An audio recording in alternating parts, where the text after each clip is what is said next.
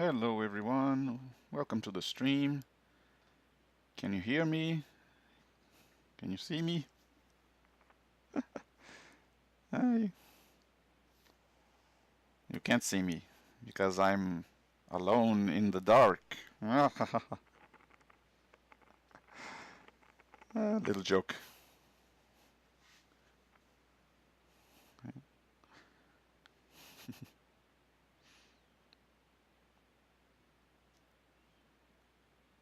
Is my webcam over here? Okay. Yeah, I make a little layout for each game I stream. Do the box art on top. I'm actually I played this game. I think back when I first got my computer, it had this new device called a CD-ROM, and it came with a multimedia kit with a bunch of CD-ROM games, and one of them was the first Alone in the Dark. Eventually, I got this Alone in the Dark trilogy. Actually, before that one, I couldn't find Alone in the Dark 2 in stores anyway, but I did find Alone in the Dark 3. So I actually played 1, then 3, and then 2 when I got the trilogy.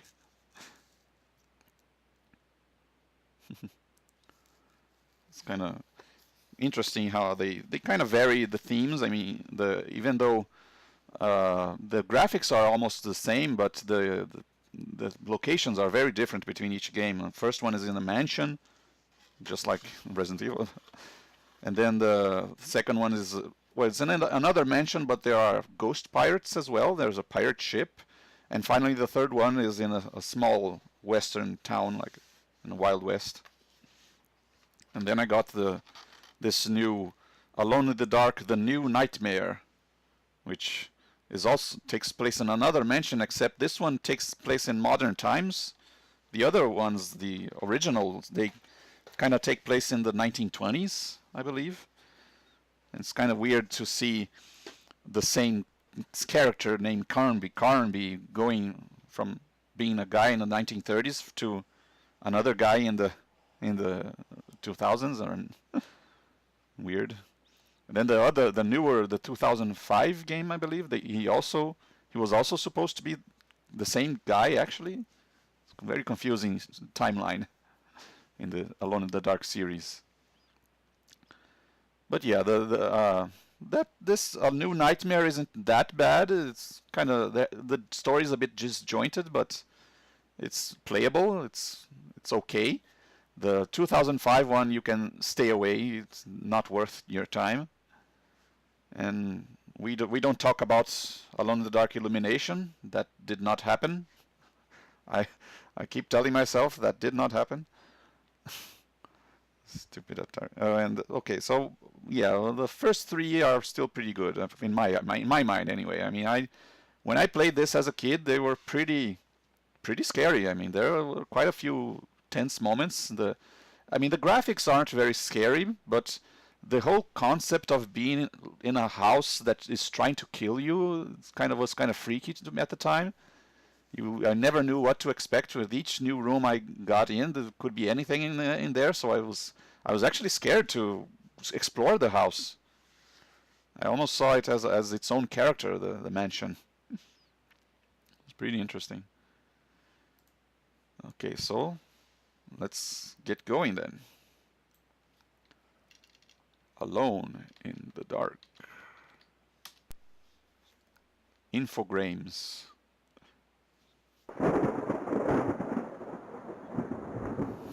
3D version of the little armadillo. Alone in the Dark.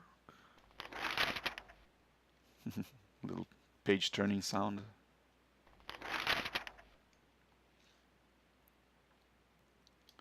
Frederick Reynal. Begin a new game.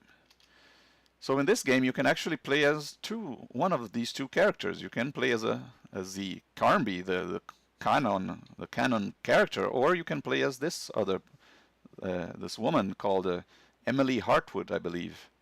That's her name.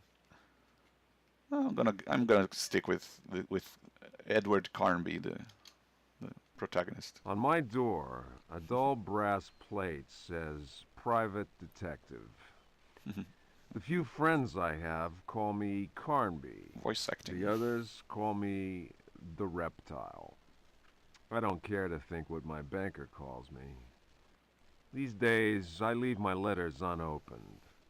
Bills and threats to send in the receivers just ruin my day. There is no difference between both characters in terms of gameplay. There are a couple of animation differences, like when one of them attacks, the animation is slightly different, but the there are no advantages to picking one over the other. They're essentially the same. This Alone in the Dark, The New Nightmare, it also lets you pick between two characters, but this time they made so that the two characters start in different points of the mansion, and they actually meet up at some points and cross paths. So it's kind of essentially a different game going through the same place with a different character, kind of like the original Resident Evil, where depending if you picked Chris or Jill, game was slightly different. But in the first one, there was no difference. When an antique dealer called Gloria Allen contacted me, I slipped into my best shirt, holstered my .38, and got to her shop as fast as I could. I was expecting something sordid. Blackmail, probably.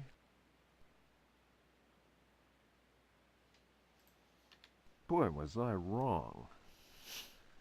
What I was asked to do was visit a property called Derceto and find a piano in the loft.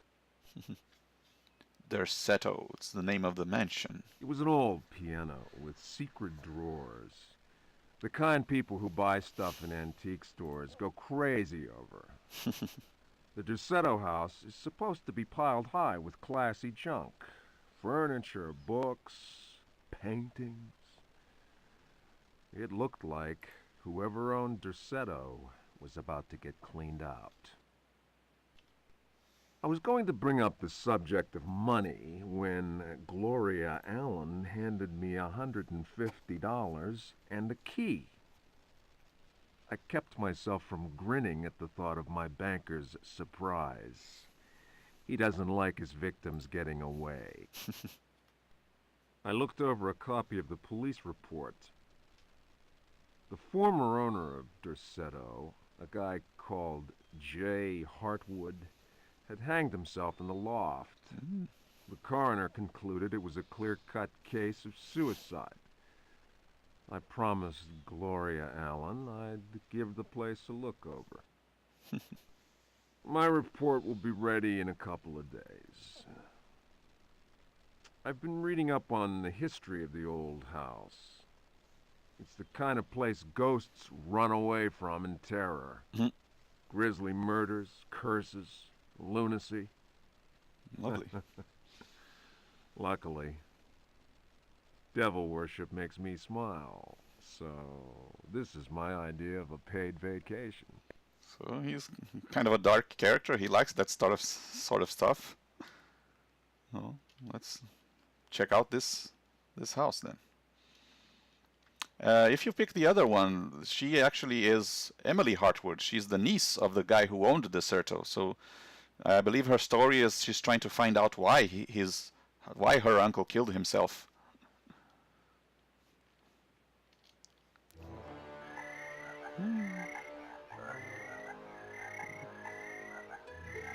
Already an interesting soundtrack. Let me just increase this a little bit.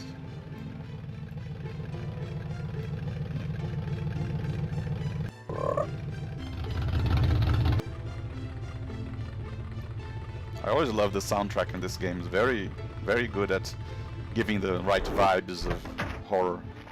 And there it is, Derceto. It's supposed to be empty, but there's a light on upstairs.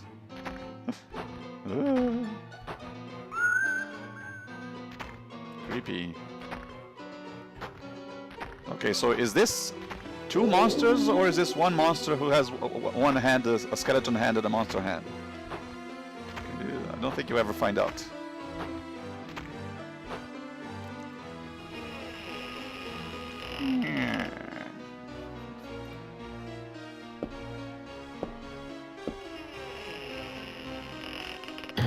Uh-oh.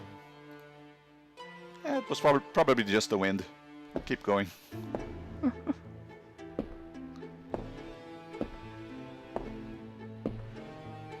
Yeah, what are the chances that there's a malevolent force in the house trying to keep you inside?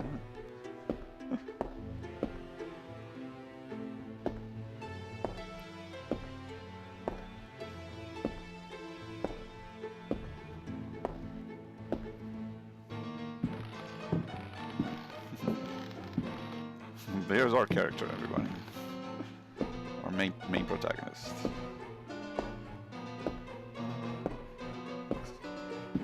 Big crescendo here. And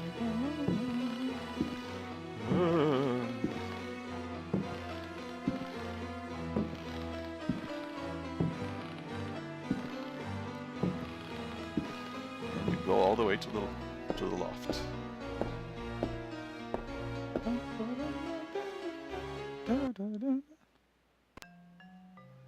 And there we have it. Let me just save right here. Dark 1. Can go here. If I press the forward button twice really quickly, he starts running. It's kind of tricky to get right, but the chest over here. Let's open search. And we have a shotgun right away. So Hubert would be proud.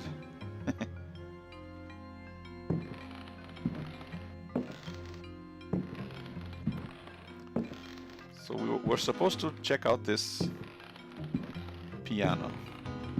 And there's actually something on the side of the piano. A letter. So let's read this letter. This letter that the previous owner of this property left before he died. Now I have to prepare you for this. You're about to hear best voice acting in the game. Check it out. They are coming! I have freed hellish forces, and now the price must be paid. Derceto is the prey of evil. The sun has set. They will find my body, but will not have my soul. I can imagine the master's fury and the terror in the hearts of his slaves. I hear their footsteps. Some may understand what I have done. May God forgive me. Farewell, Jeremy Hartwood.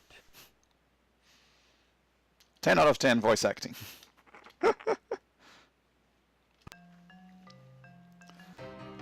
Oh dear. A monster. Monster in the window.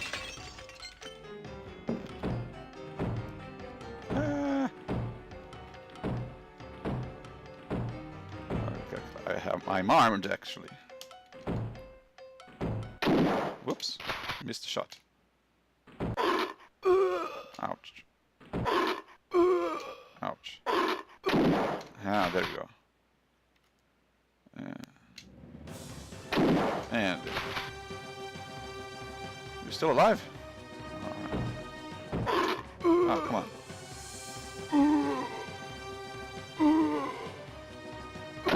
There you go. Oh, you're still alive? Ouch. Okay, I'm out of. I think I'm out. Yeah, I'm out of bullets. I'm gonna fight you now. Kick you. Come here, you. Ow.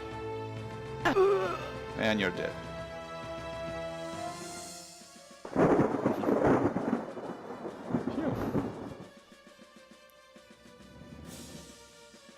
Too spooky.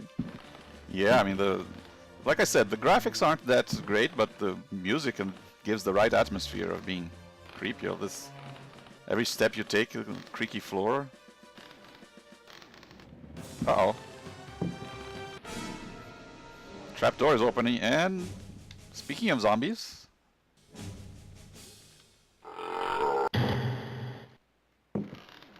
put him up, put him up, come on.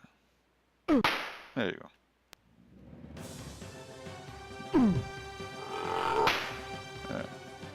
Take this. Oops.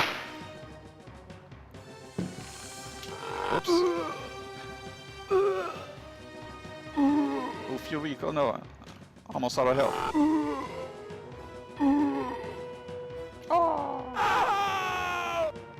And die.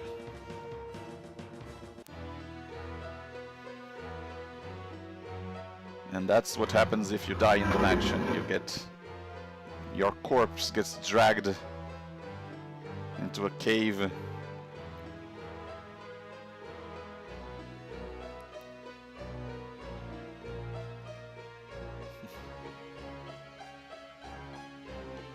Placed on a pedestal, or some weird ritual.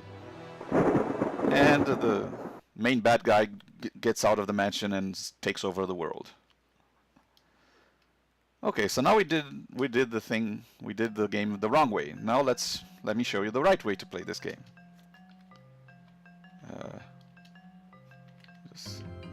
And over here.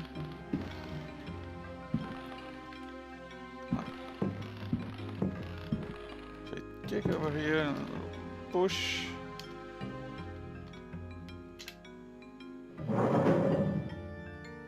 Push this wardrobe in front of the window. There, now the guy can't get in. Nice. Head over here. Push this.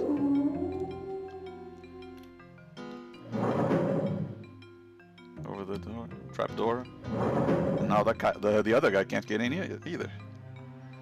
Okay, now I can relax over here. Won't get interrupted by monsters. Rifle. Oh look, a monster is about to get in.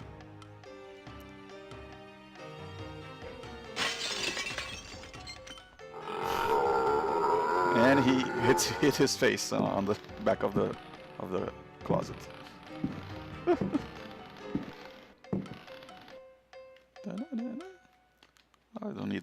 I don't need to pick up the ladder, but let's take it anyway.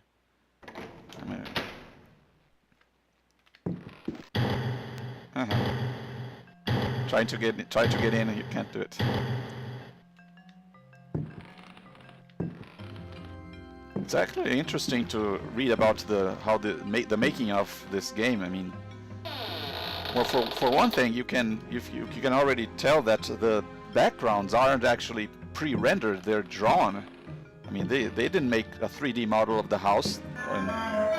They made the model of the area that the character goes around, but this was all painted.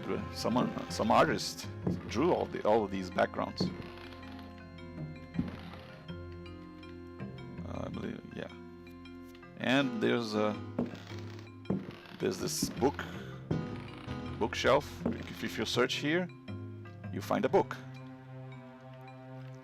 Now there's actually a lot of reading in this game. You have to do a little bit of research. And some of these books actually contain clues on how to defeat some of the bosses. And it actually makes sense in game, because you learn later on that the guy who lived here, he was a fan of the occult as well, so he would gather a lot of these books on monsters and rituals and stuff. So it makes sense that you would find these sort of books in this house, and that they would explain how a monster behaved, how it attacked, and what could be used to defeat it. So let's check out this first book. Fragment of the Myth of the Golden Fleece. Translation, Edouard de Villeban, Hesperides Publications. Then Perseus came across Ichthys, who had been turned into stone. He spoke to his companions and said, "Beware of the Medusa. He who looks into their eyes is doomed to the same fate as that which befell poor Ichios, and will never more set eyes on Seriphos." "Must we go blindfolded?" asked Eumolpus. "Take up your bronze shields and polish them until they flash in the sun," answered Perseus. "Fill your hearts with courage. May Artemis guide us as though we were an arrow from her quiver." But Eumolpus was not satisfied. "Why do that, Perseus? Is 3 inches of sharpened metal not enough to destroy these accursed creatures?" Then Perseus drew his sword, which shone and glittered in the sun, and with it he dazzled Eumolpus. "Now what can you see?" the companions of Zeus' sons laughed.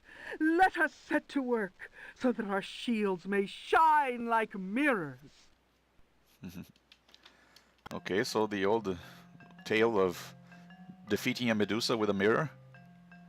That's actually a clue for a monster later on. Did I get the... Okay, I got an old Indian cover, an oil lamp, which...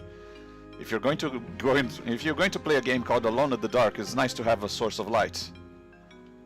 Letter we extract from the Golden Fleece. Once you read a book, the name of the item changes from book to the title of the book.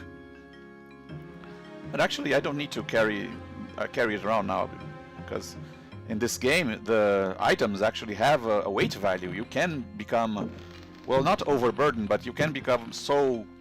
Well, you can become overburdened in the sense that you can't carry any more items if you're already carrying too much. So I'm going to drop this book here. I don't need it. I'm going to drop this letter as well. So I read it. I mean, let me just read it again. Skip. Okay. So now it says Jeremy's letter. I mean, I believe in the context of the game, the Jeremy was. He was aware of the dark influences in his home, and that I believe he thought he was about to be possessed by the evil forces, and he killed himself to escape from the madness, or to keep the main bad guy from taking his body or whatever. I think that's the reasoning behind his suicide. So now our Carnby over here, our protagonist, he's the new victim, and he doesn't want to kill himself, so he's going to try and make it out alive.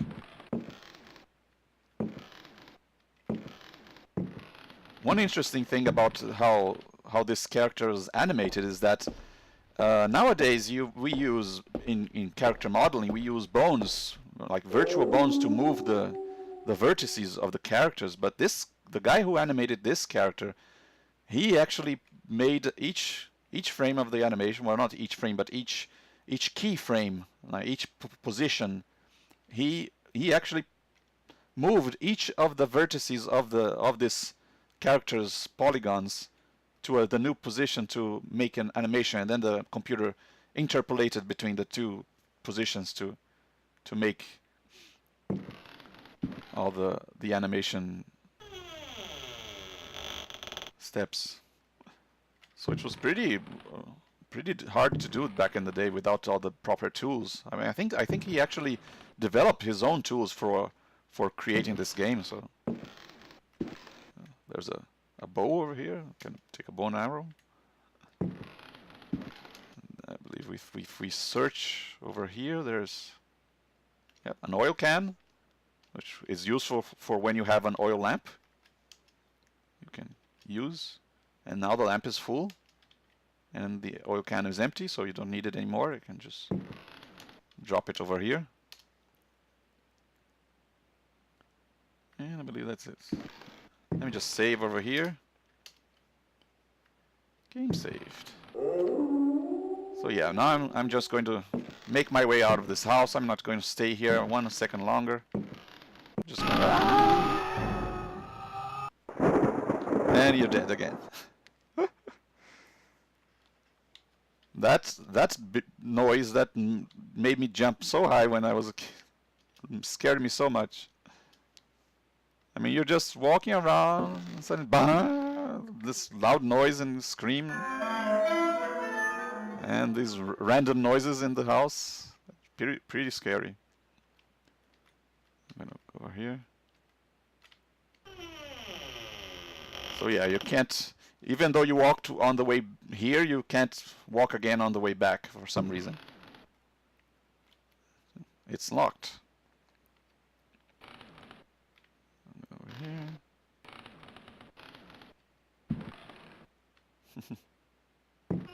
Uh-oh. Well, that's not good. I'm sure it was just the wind again, with all the windows closed. Find a key. Well, good thing I found a key, because I do have a locked chest that I want to check out. Hey, look at that painting over there. There's a little angel with a mirror, seeing a dark reflection of it. That's interesting. Okay, a key. Use key. An old cavalry saber. So I can actually use it as a melee weapon. Hiya, hiya.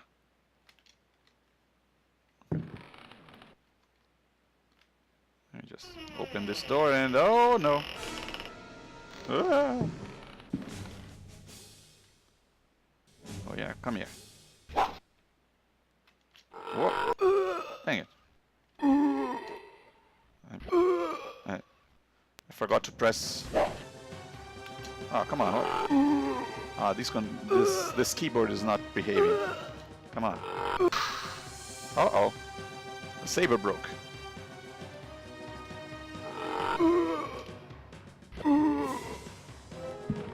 Come here.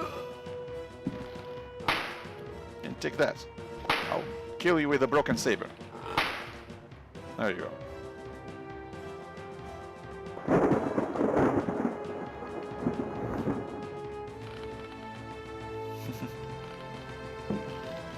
Yeah.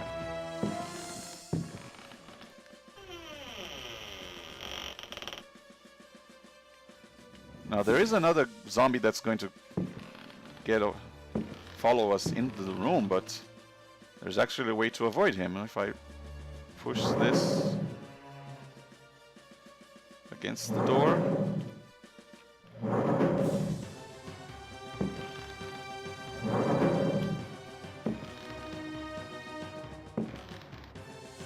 Yeah, I believe so. Yeah.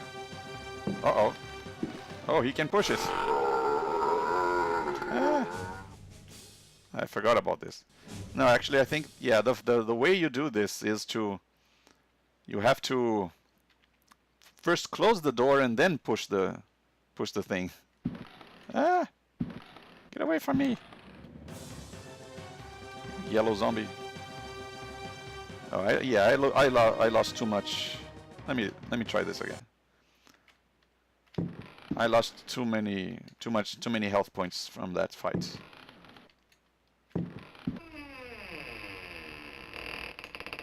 Step away. Yeah, I'm gonna try beating him with the saber again. Even though I have a rifle, I mean, but I will want to use that rifle on another enemy that's coming up later.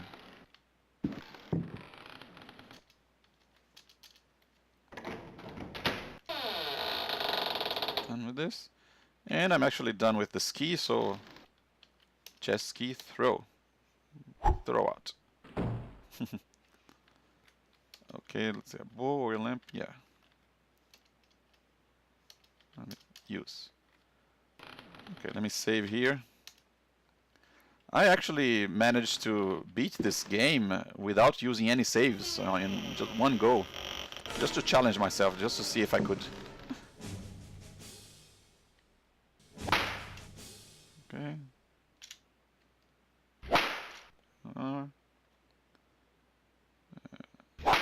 And more. There you go. And the saber didn't even break.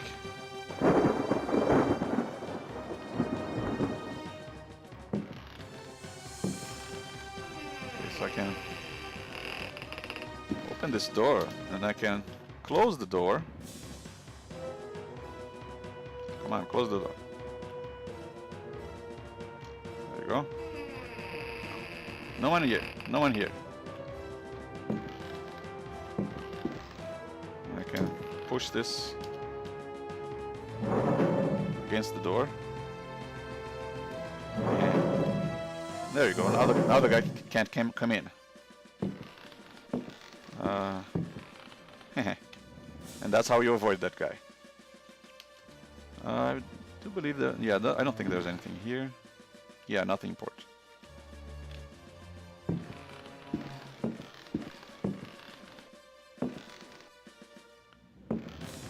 Nice bedroom.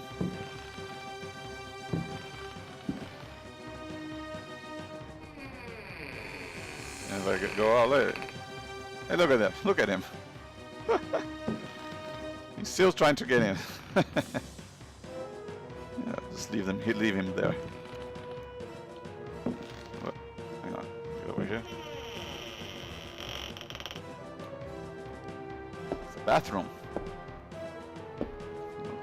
Kyle would be happy. There are bathrooms here. A first aid case.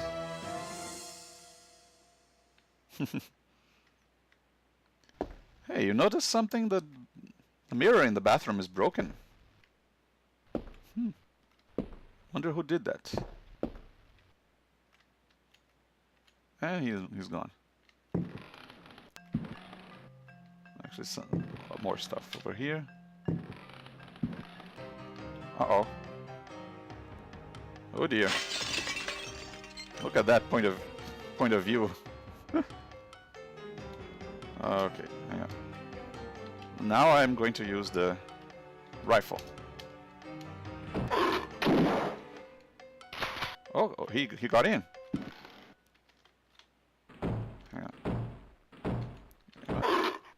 Oh, dang it. Come on. Okay. Second shot. And where'd the other guy go?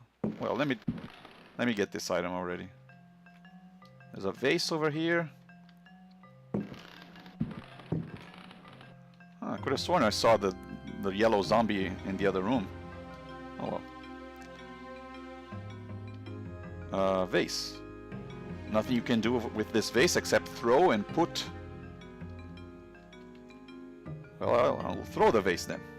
Hiya! And you broke it.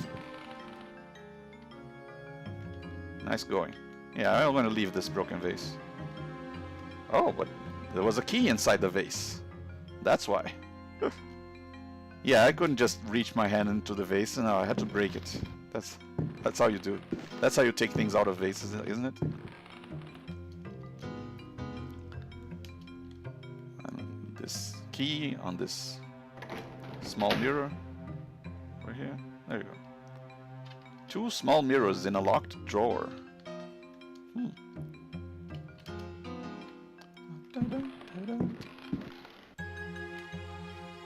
Well, looks like the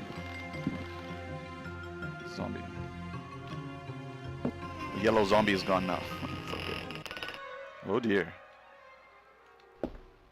That wasn't there before. I'll just go over this other way. Oh dear. There are 2 of them. And they are blocking the stairs. Just save over here. So, you know, when I first encountered these guys, I spent so long trying to beat them. I mean, I figure I'll just use my old cavalry saber and attack them. Yeah. Oh, it broke. Well, that's fine. Ouch. And hey, that sounded like something breaking. Oh no. A small broken mirror. My mirrors were broken. I got attacked while I was holding these mirrors, and they broke. Well then, come here. I'll fight you empty-handed then.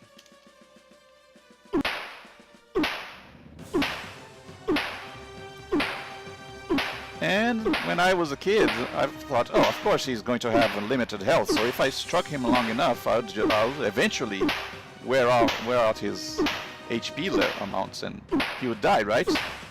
And that makes sense. You'd think that. So I just kept waiting, holding the attack button and the punch button.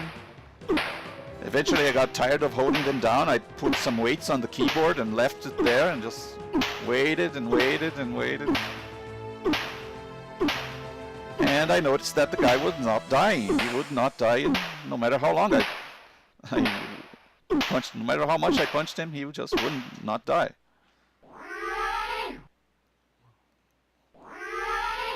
That's a freaky sound. It actually took me months before I figured out what we were supposed to do in this place, because I could not can't get past them. I mean, they're standing there like statues, but I can't go behind them, and they'll attack me if I get close. Yeah, I mean, you have like big demons with red claws and like a scorpion-like tail or something. And I believe they have horns as well. And actually, I'm not sure if they're horns or pointy ears, but either way, they're creepy. Well, what you're supposed to do is take the clues from the book about the Golden Fleece and defeating the Medusa with a mirror. Take the clue about that painting with the little angel with the mirror next to it, and there's the clue that the mirror in the bathroom was broken.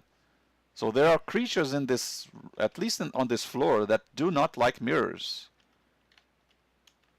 And you just found 2 mirrors, but yeah, they're not you can't use them anymore when they're broken. So you can drop and put them on the ground, but nothing happens. So I'm just going to load the save game. But if you just so happen to go up to these statues, go to the small mirror and drop or put them on the statues,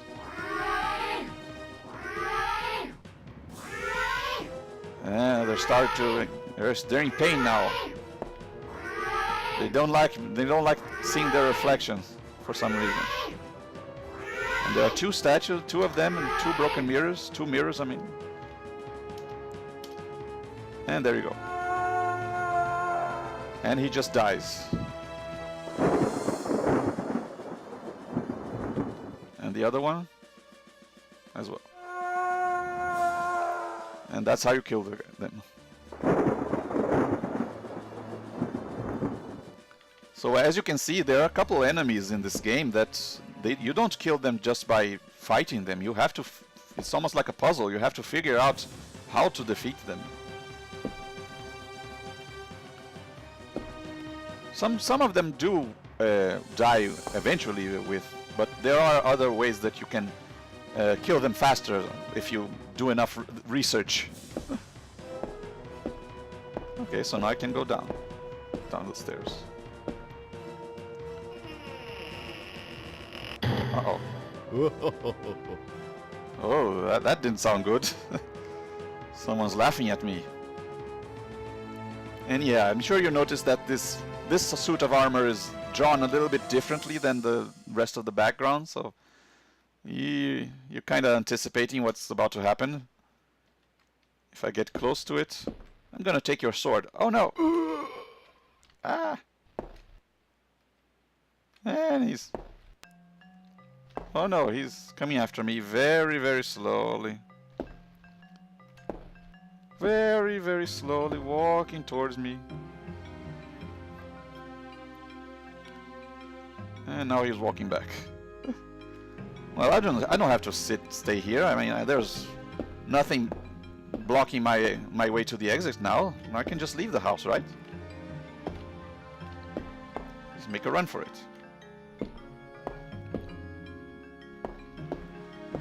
Just open these doors and oh no, there's a dark tunnel that attacks me and sucks me in. And I'm dead. The end. And that's why you can't leave the house. At least not until the main evil influence is defeated. Okay, so these doors, they're now locked. You can't do anything.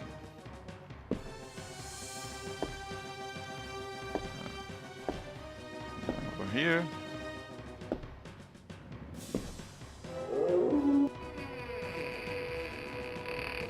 What's over here? Oh. There's a purple ghost sitting on that chair. Well, it doesn't seem like it's doing anything. Just walk around.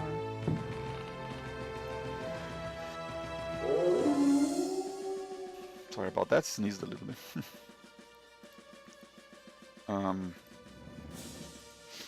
Yeah, this ghost leaving me alone. That doesn't seem to be doing anything. But oh, I got too close to it, and it's standing up. And oh no! Oh no! I'm out of here. Yeah. And it's following me. Ah!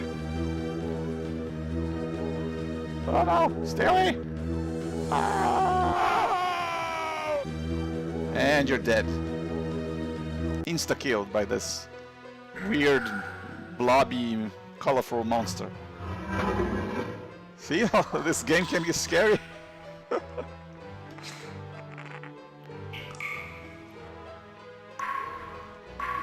Okay, we don't need to see that again. So now you have to try and get behind that ghost without touching his chair.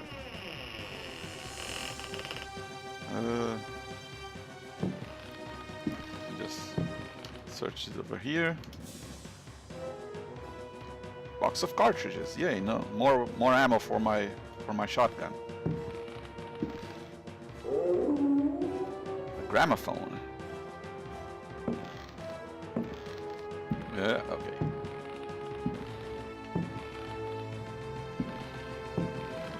Picture over there.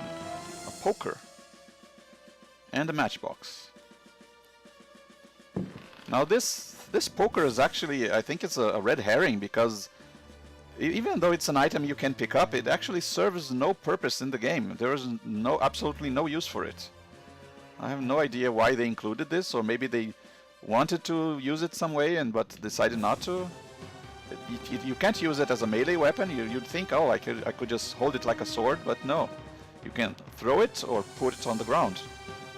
There's no one's figured out what it's for, why it's here. And of course, the matchbox, as you might imagine, is for lighting your oil lamp. First aid kit, dresser key. I don't need that anymore. Hang on. Let me throw it over. I'm gonna throw this poker. I don't need it. And I'm going to throw the dresser key. I don't need it anymore. No, I don't want this poker. Leave it here. And okay, we're clear.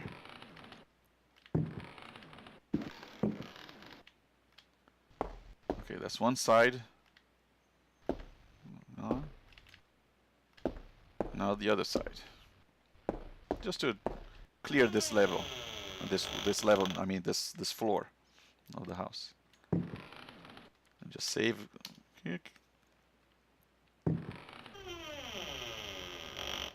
Have a little.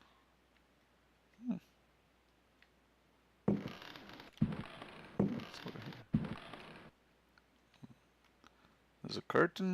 That's a wardrobe. Let me search over here.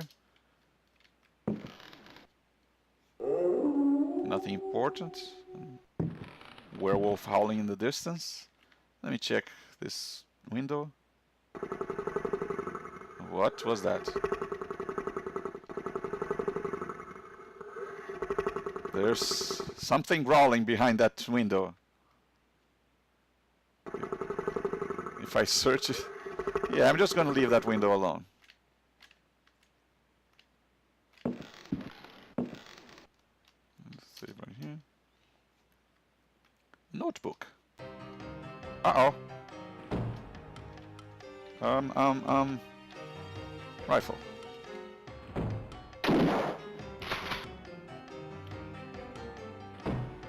Answers. Now we know what was making that noise. So as you can see, the enemies can just jump out from anywhere.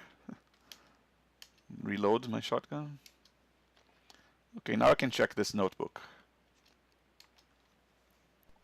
Diary of Jeremy Hartwood.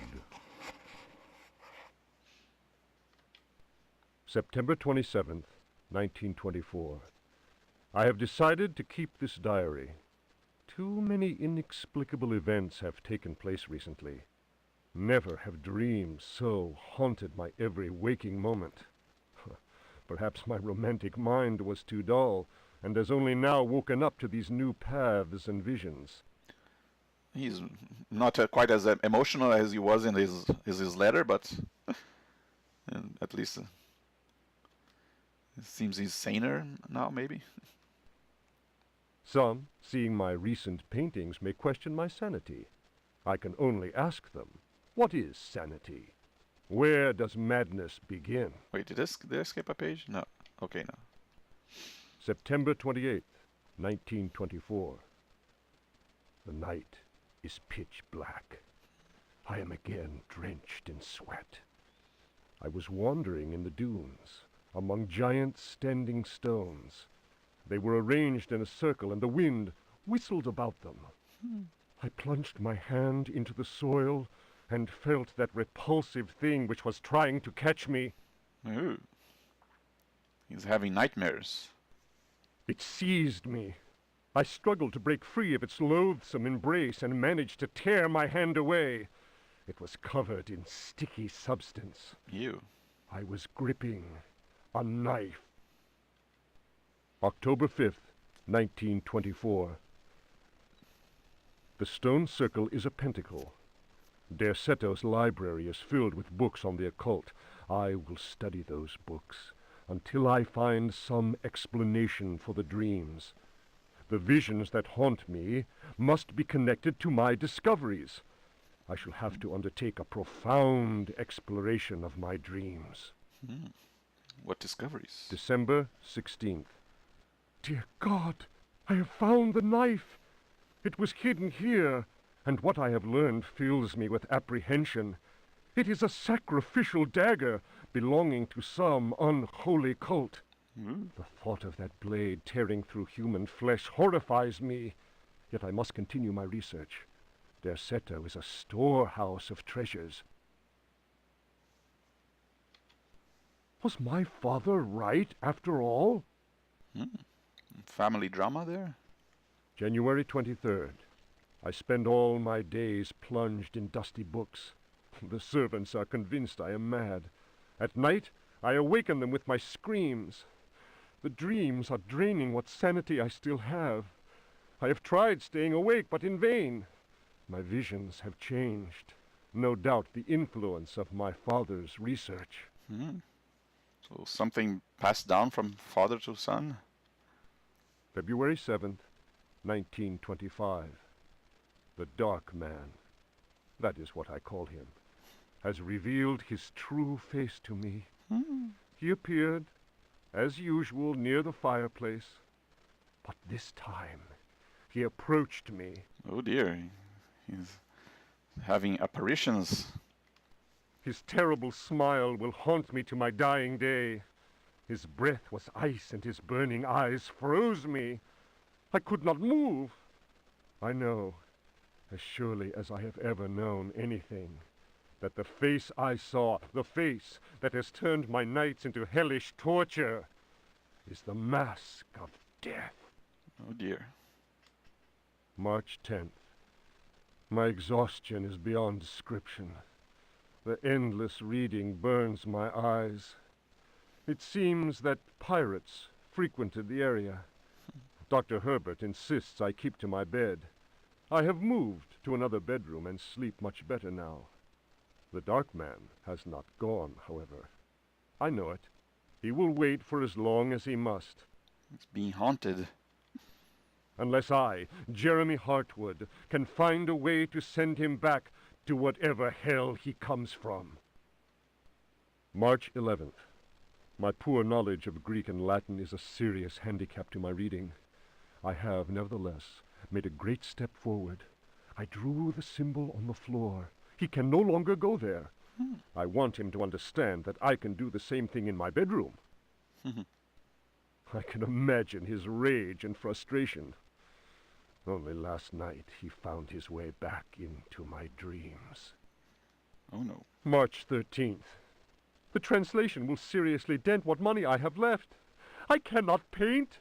My pictures are clearly the work of a lunatic. Oh dear. The collector Thornhill's embarrassed smile was proof of that. March 29th. He has come back. He found the door to my dreams. I am too weary to attempt any defense. I have no strength left to fight, and he knows it. He considers me dead already. Could I possibly? And now he's starting to sound more like the one from the letter. March 30th. How ironic! The cave my father sought for so many years is here, beneath the house. Waits. The butler discovered a crack in the cellar wall. A breeze blows in through it, icy and repugnant. I am filled with horror at the thought of my father dying in this place. I will carry to my grave the vision of his face contorted in the agony of that fatal heart attack. His father died in here, and there's a cave under the mansion. His body was twisted. He had wept. His fingernails were torn and bloody from scrabbling at the floor. Ooh. Dr. Gray concluded that death had been due to a heart attack.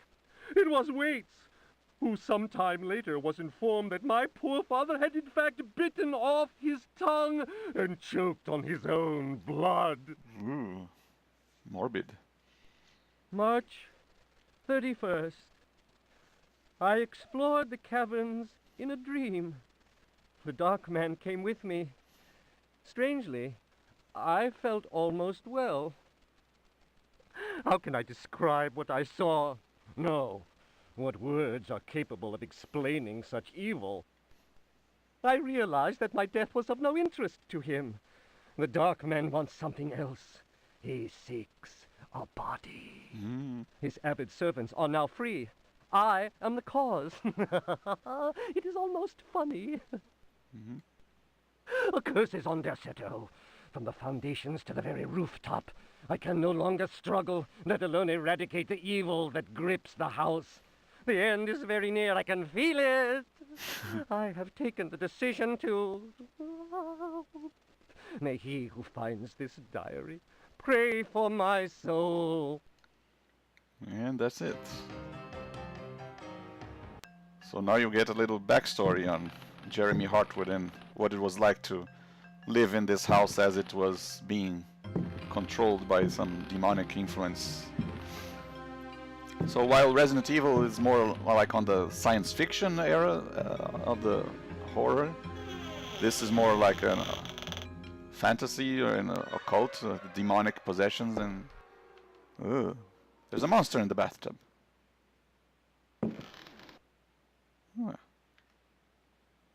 And if you, I believe he will, yep. Whoa. He will try to attack you if you get too close. Let me just save here. Okay, let me, there are a couple of things in there that I want. So I'm just going to hurry. Come on, come on. Okay, take. Ah, come on. And take the jug and, okay, let's go, come on. Okay. Okay. At least he won't leave the bathroom. Stay there. Okay, so now I have a jug, first aid case, Jeremy Hartwood's notebook, which I already read, so I don't need it anymore. Actually, I'm gonna leave it somewhere else.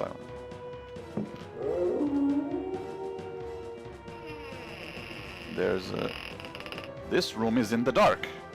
I am alone in the dark. Title drop. Well, at least I have matchbox. And now I can use my oil lamp. Hey, look at this. There's a heavy statuette and a book. Now let me... I believe there's also... yeah, some bullets in the... there were some bullets in the nightstand next to the bed. And I believe that's everything in this room. I don't think there's anything in this. Let me just check. Yeah, nothing important.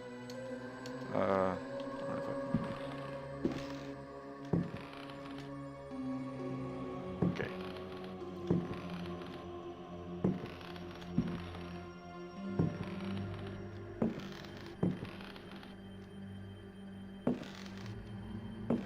Yeah, there's a lot of references to Lovecraftian horror in this game. I'm not sure if it's which is scarier. I mean, the idea of mutated monsters or the idea of ghosts and demons attacking you. Painting of an Indian. I'll read this book later. Let me just, yeah. Save the game right here. Let's keep uh-oh. And then got an axe on the back of the head. And I'm dead.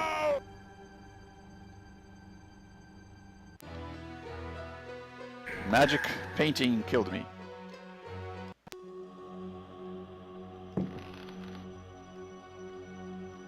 Sometimes you don't know. That's why I was so scared of exploring this house when I was a kid. Death can come from anywhere in this game. But what I did find back at the loft was an old Indian cover. So I can just put this over here and yeah. Now I can go in and explore the rest of the cupboard.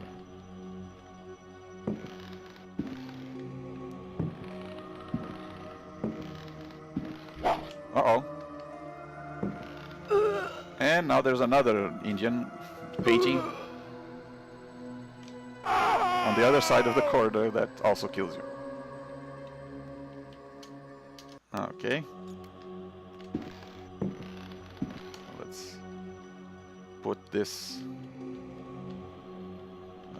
old Indian cover over here. What am I going to do is hug this wall. That the other painting, it only attacks if you cross the middle of the corridor.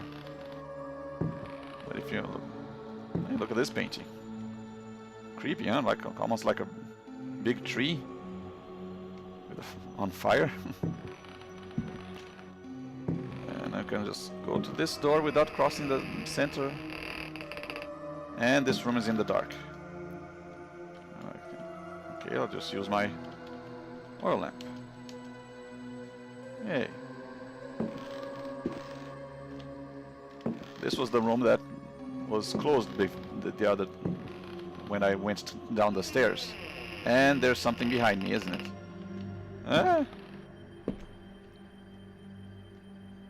There's a weird creature over there.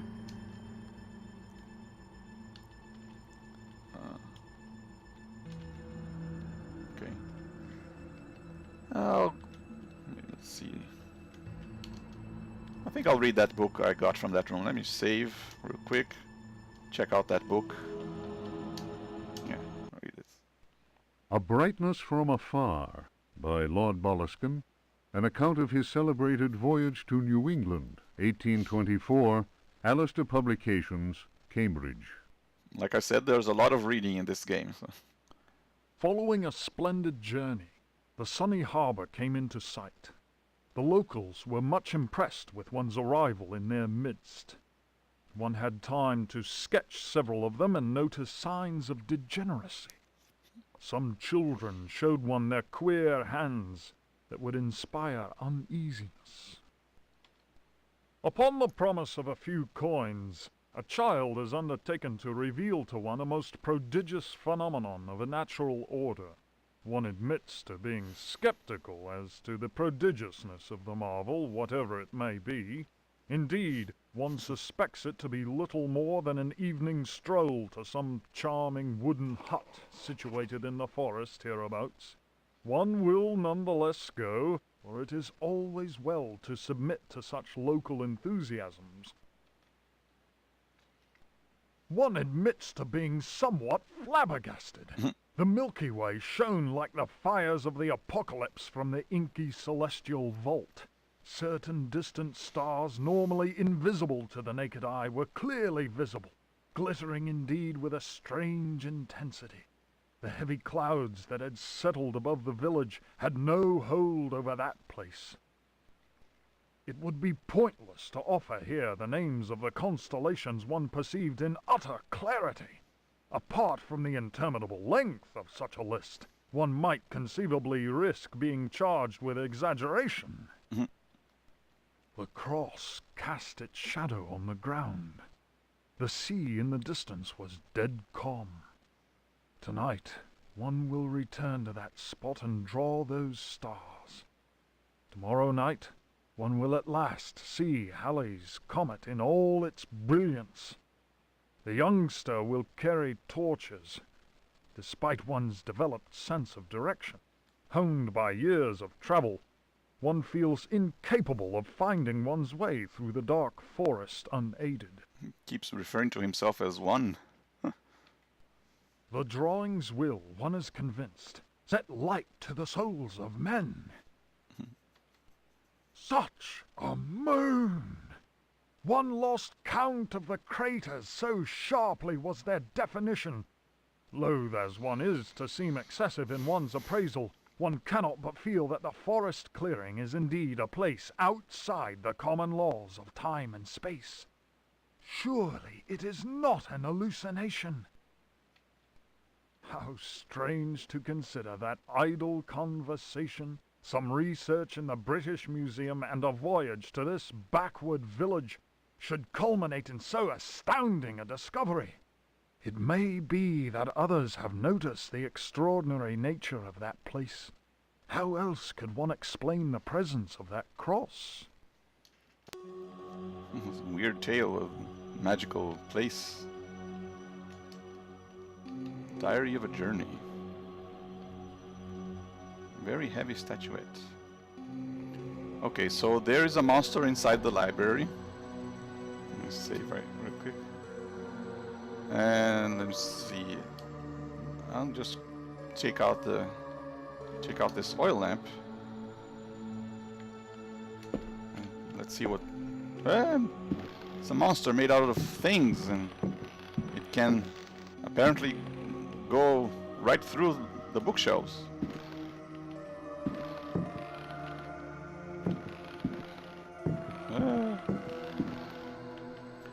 Well, as you can see, this is a library full of books, and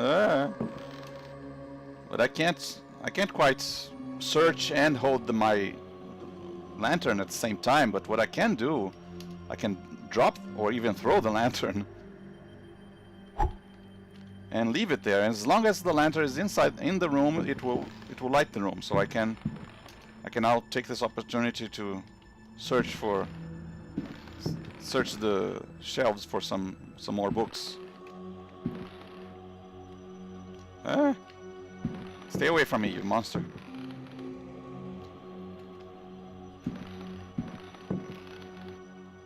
Oh, found a red book. Nothing here.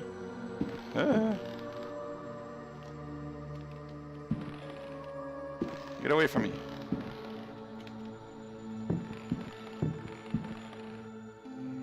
Nothing here.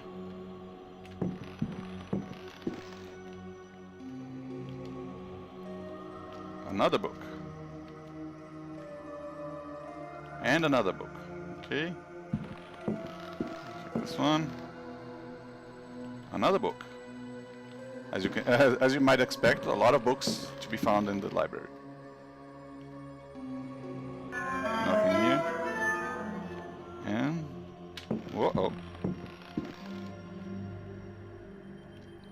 Uh-oh. Get away from me.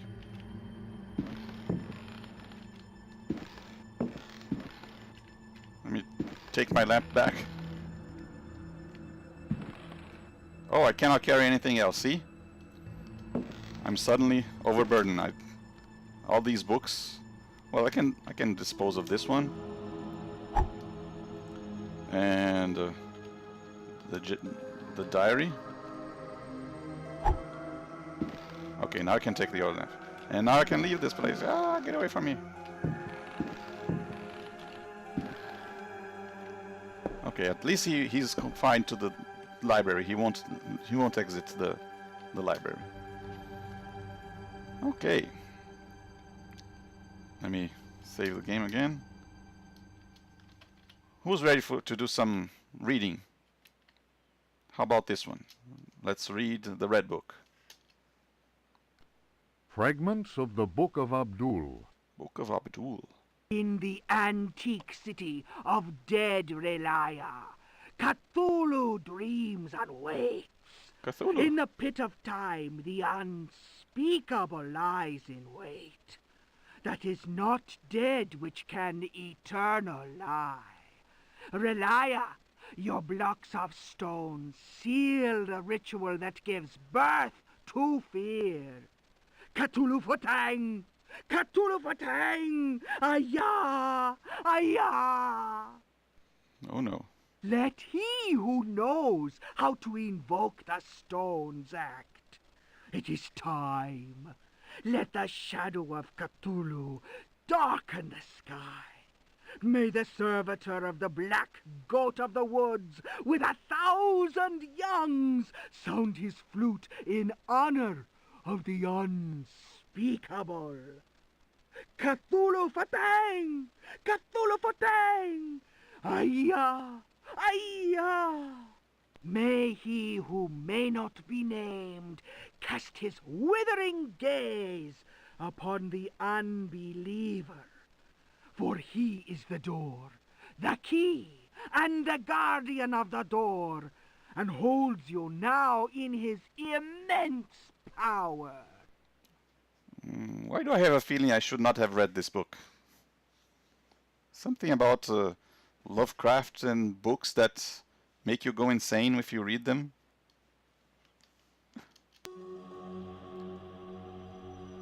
And I feel weak and I'm gone insane. I'm getting stretched out there. Oh no, no, okay.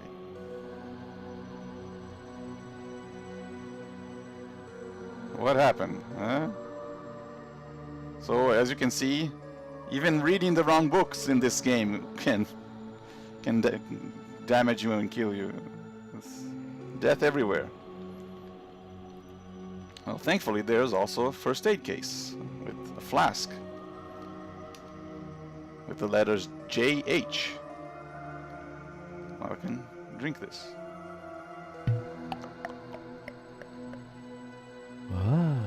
You feel better. I have an empty flask, and there's another first aid case. I'll leave this fragment of the Book of Abdul. Let's see. I'll throw these books in this corner. Whoops. Hang on. Go away, you cursed book. And this empty flask, I don't need it. And where's the empty first aid case? Don't need as well.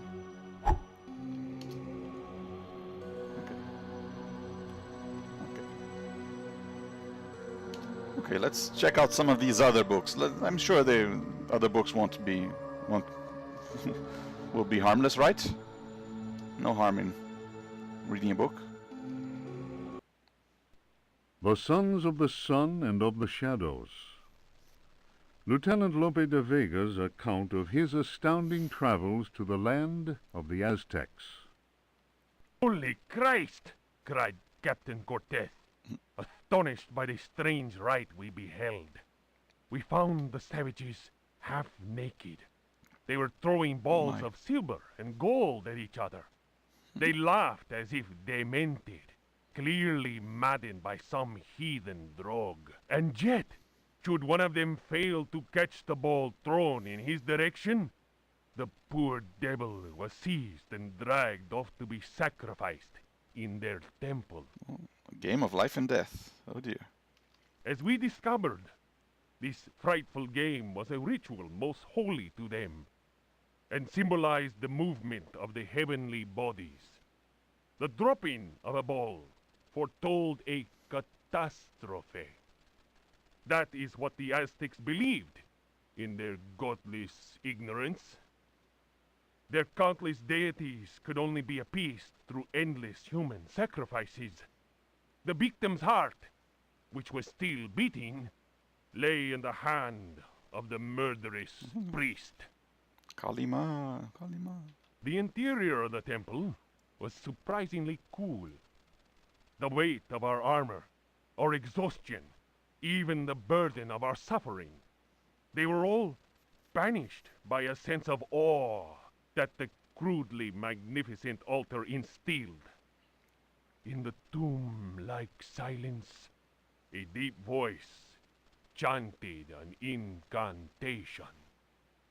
The majestic statue of the water goddess, Chalchihuitlicue, seemed to throb with vitality.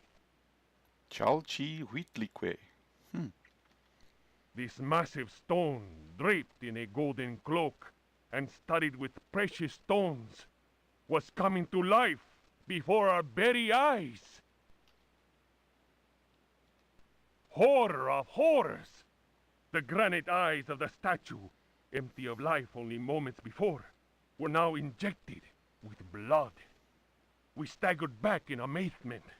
Dom Jose was taken by a fit of convulsions. He tried to raise up his crucifix, as if to ward off an attack by demons. The heathen priest laughed cruelly. The statue's mouth cracked open in a deathly grin, bearing teeth sharpened to dagger points. Captain Cortez cried, "Attack!" But it was no use. We were glued to the spot. Uh-oh. First, we were unable to move. Our armor seemed to be bolted to the temple floor. Our legs weakened, and we collapsed in a thunder of steel. Only Cortez had the presence of mind to unsheath his dagger. He hurled it at the cackling priest. 4 inches of the finest Toledo steel buried itself in the heathen's face. His blood spurted, splashing the now lifeless idol. We picked ourselves up with difficulty. Yikes. Never will I forget that terrible moment. My companions, naturally enough, told tales of devilish enchantments cast upon our armor. Whatever the truth of that, I could not deny that the supreme god of the 4th universe had treated us as mere playthings. I am convinced that a terrible energy is yet contained within that heathen statue. A power strong enough to change a proud conquistador into a helpless puppet.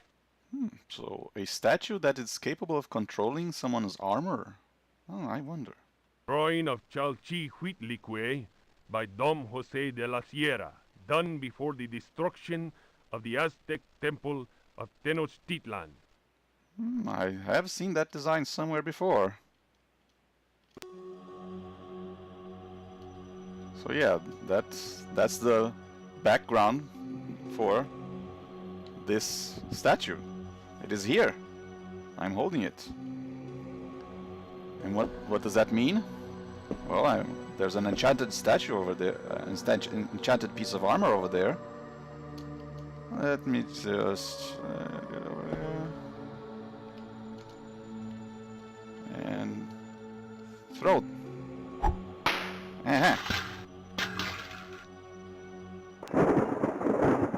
And there you have it. That's how you defeat the armor. You throw a statue at it. And you even get a sword out of it. And this one will not break. See how it pays to read? Remember, kids, reading is important. It may save your life one day. And once you're done reading a book, you can throw it away. Okay, I believe that's all I can do in this floor for now.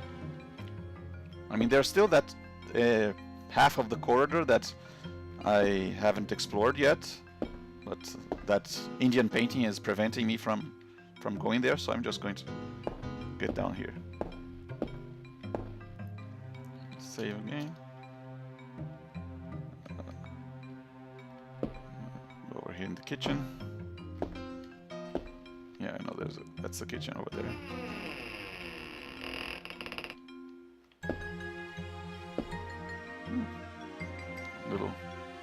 Little oven, fire, where?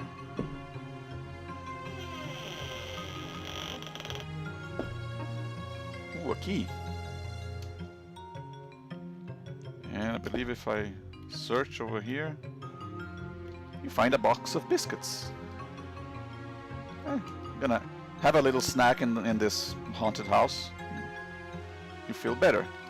Yeah, the box of biscuits are just 5 extra health points. Not as much as the flask, but still better than nothing. Now I can throw away the box. Leave. I believe if I search over here, a couple of knives. Yeah.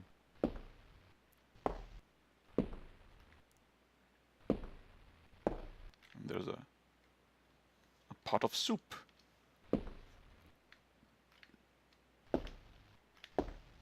And if I search here, there's a matchbox. I already have a matchbox, so I don't think I need another one. Just go over here. Oh my goodness! That's a lot of zombies. Let me just save right here. Actually, you know what? I'll just leave you to your business. Never mind me. Don't mind me. Just over here. Over here. What's that noise? That's combat noise, and there's a zombie behind me. Sword.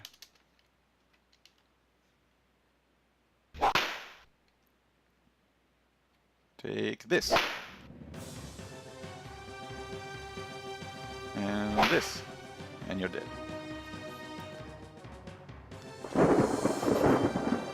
Zombies, man, always sneaking up on you. Use this. Yeah. Oil lamp now has a lot of oil now. No chance of running out. And there's a pile of coal in the corner. And if I search the pile of coal, I find a box of shoes, but I cannot carry anything else. Okay. Let me try. Let me drop some items. Let's see. I don't need a can anymore. I'll actually, yeah, this pot of soup is actually really heavy, so I'm just going to drop it here for now. And this gramophone is also really heavy. I don't need it right now, so I'll just drop it over here. Okay, so now it's much better. I can search again, take a box of shoes, open, and a revolver. Yay, more weapons. And I actually can use some bullets. Put some more bullets in the revolver. I don't need this empty shoebox anymore, throw it away. And this barrel, it's full of water. I can actually use this jug to fill it. Yeah, you fill the jug, and now I have a jug full of water. And that's it. That's about all I need right here. Let's see. Yeah, I can Oh, wait. See a spider? Take the spider soup again. I wonder, hey, let me try this. Eat, drink. Yuck, some human flesh. Someone's been cooking human flesh in this pot of soup. Nice. I wonder who would like some human flesh. Maybe these zombies would like some. Just kidding. No. Uh-oh. Here. Have this. Have some soup.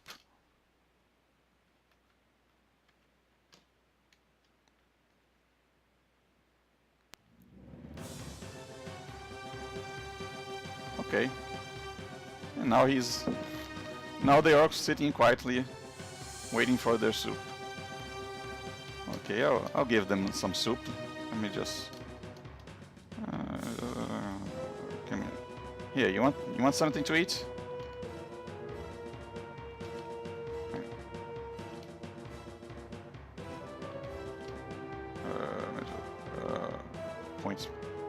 Points in the right direction. Bam.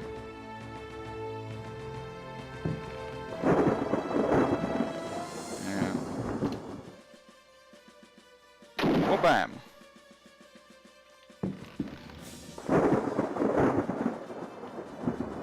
Bam. And one more for you. One more for you. Whoops. Missed.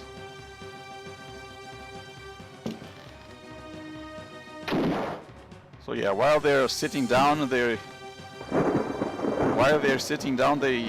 just fall in with a single shot. No, it's not better than the shotgun. It's just that when they are sitting down, it takes only one shot to kill them. If I get close to one of them and they get up, then I'd need to fight them, and it will take more bullets. Have to be in the right spot. There you go. And now the room is clear. Call me Zombie Exterminator. And just open search here. Nothing important over here. Open this door now. And save again. Door over here.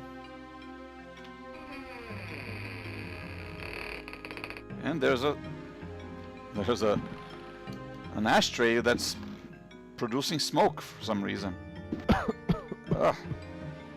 Ew, disgusting. Here, let me put out this ashtray. Where's my water jug? Use. Come on, use it. Use the water jug. There you go. You pour the jug's contents on the cigars. And that's how you clear this room.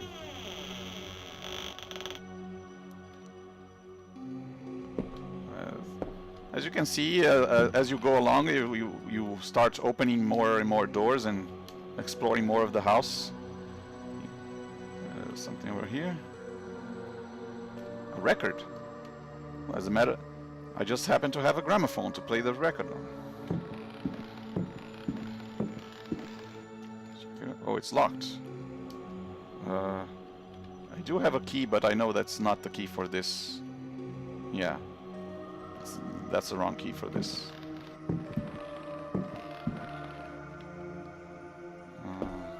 I'm gonna check that later. This, I believe this door is, you can never open it. It doesn't open even from the other side. It's completely stays locked the entire time, but there's this other side where there's two doors here. One is locked, but yeah, I just unlocked it. That was the cellar key. There, the key to the cellar. I don't need it anymore. I can throw it.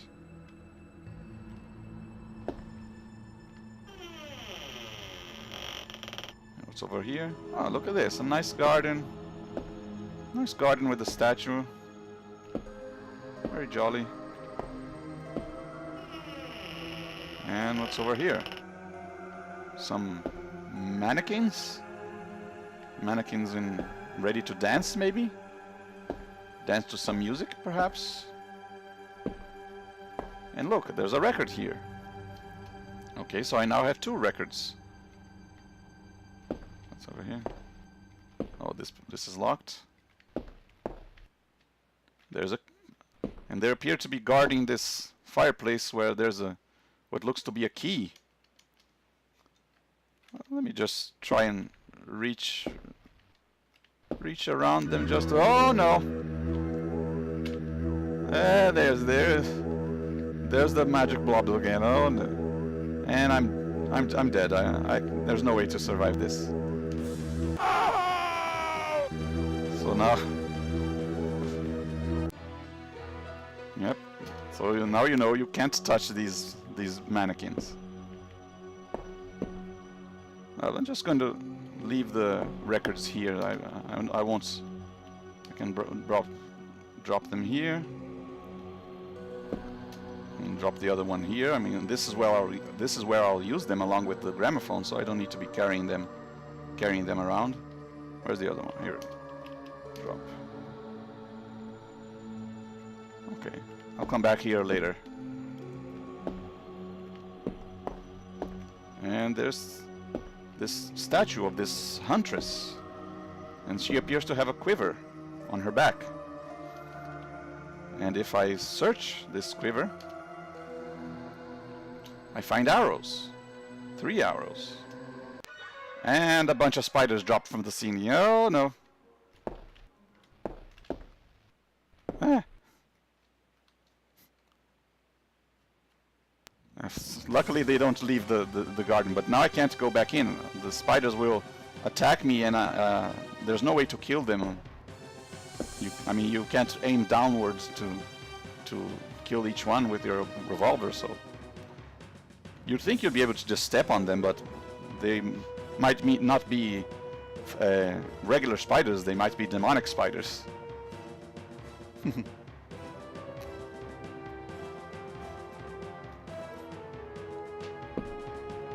Let's check. And here's the cellar, some bottles, and a bunch of rats walking around. And these rats will attack you as well.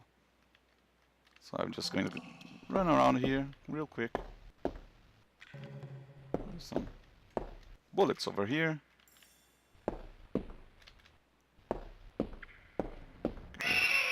Oh dear. Get away from me, you rat. You dirty rat. There's some barrels over here. Well, if I take this block, they just roll right around. Oh no. Aha, I'll just crawl on inside here. And there, the cave, that's... Oh dear. What is making that noise? There's something... Oh my goodness. There's a giant creature inside this cave. It's a giant worm. I'm out of here. Oh no, no, don't make me go back. Come on. That's a terrifying sound. Something over there. Ah, there's a book over here. I knew it. Yeah, I think that's about it in this cellar. Let me leave before these rats eat my ankles.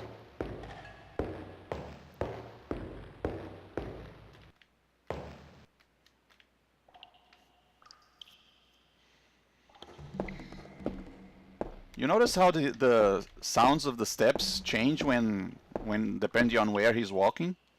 Like if he's walking on wood, or if he's walking on stone, it sounds different. I mean, that's kind of expected in today's games, but this was actually one of the first, if not the first game to do this adaptive stepping sounds. Look at that. See, when I'm stepping on these hardwood floors, it sounds different. And now here, it sounds different. Added to the immersion. I mean, nowadays every game does that, so it's not so notable, but yeah, it's interesting to point out who did it first. And there's a pirate. I'm gonna just let you go about your business. Let me just let's see. I have arrows, and I have a bow. Maybe I can put the two together and use the bow to fire some arrows. Maybe to fire an arrow into a painting that kept firing arrows at me. That sounds like a good idea. I don't think I'll need the jug anymore. See ya, Windfishy. I mean, this is going to be a full playthrough, so if you want to see the rest of the game, you can just watch the VOD later.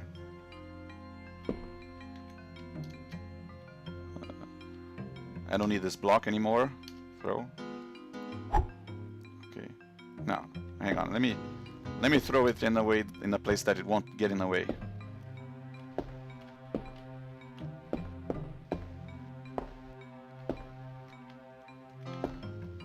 Okay, over here in this corner, yeah. There we go. A book, some bullets. I'll use these bullets to my revolver. More book, a lighter. Always good to have a lighter if you have a source of light like a lantern, revolver. I don't think I'll need these knives. Yeah, just go away. I mean, why would I fight a monster with this puny knife when I have a sword? Go away. Throw.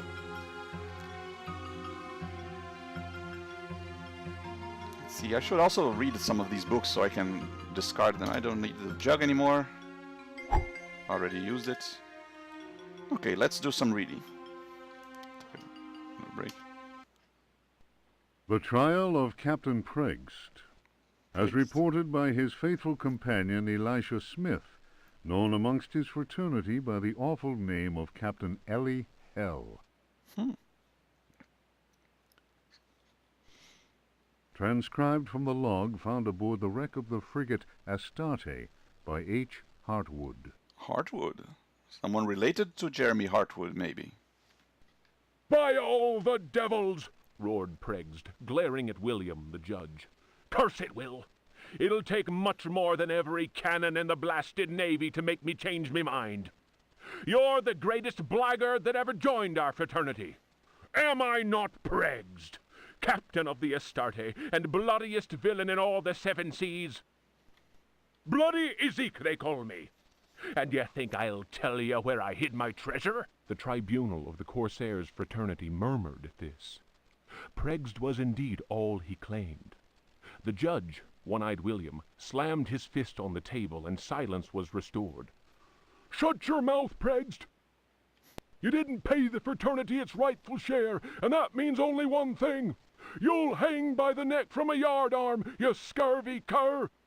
Scurvy cur. Here's the rope twisted by Satan himself. You threaten me, Will. Many a man better than yourself has lived to regret holding a cutlass in my face. You'll be begging for mercy, mark my words. That shook One-Eyed William, and no mistake. Danny waved his hook in the air and shouted, Pregst was always a loudmouth. The law says we hang him. The jurors took up the cry, Hang him! It was Pregst's turn to slam his fist on the table. He threw back his head and roared with laughter. You fools! You want to kill what will never die? Try it! Once more, the assembled Corsairs murmured. There was unease in the air. They remembered what happened to Chuck, the gizzard slitter. the man who opened his mouth once too often. It was night, and a bitter wind whipped the New England coast. Snug inside the Dead Horse Inn, one of the Astartes men was talking. His name was Chuck, and his subject was black magic. He told stories of human sacrifices, voodoo rites, and zombies. So now we have pirates and voodoo and zombies. He told a tale of a time when their luck was down and they were holed up in a Florida swamp. Prigst went missing. When he returned, he shouted, "'Tis the devil that guides us now, me hearties!" Whether that was true or not, the Astarte began taking loot after juicy loot. The favorite song of the Astartes men, "Crash the Bones," was replaced by a new one. "A skull, go to port saber, to starboard. Pass over that will, and with death you'll deal. If you cut a rope, cut the right, I hope, or then, I don't mind, the death you will find." The next day, as you may have guessed, Chuck's body was found with a dagger plunged between his shoulder blades. Chuck's face was fixed in a ghastly grin. Molten lead had been poured down his throat. Yikes.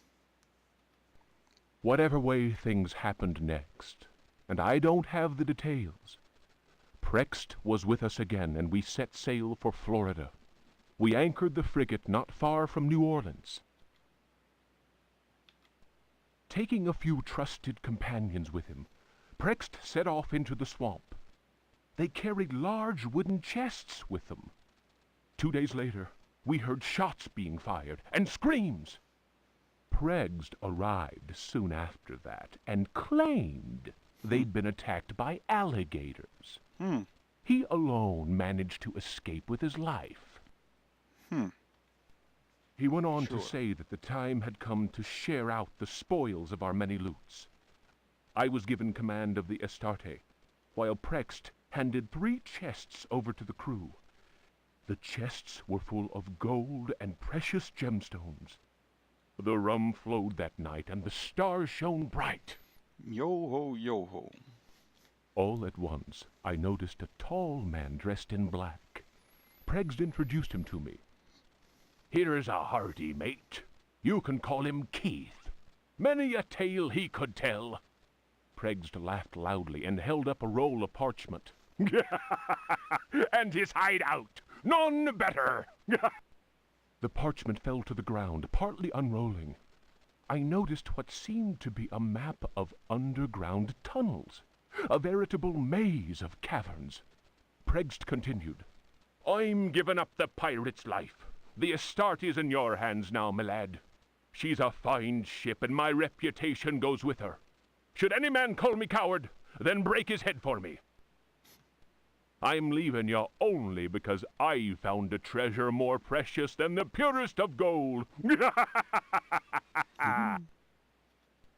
Keith spoke to him then.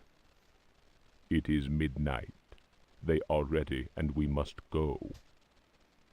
The stranger turned his cold eyes on me and said in a soft, chilling voice, "Sometimes Prext talks too much. Forget what he just said, and maybe you'll live." The fellow's words froze the marrow in my bones, and it was all I could do to mumble, "I'll not breathe a word." The canoe slid away into the night. Their torches disappeared in the distance of the swamp.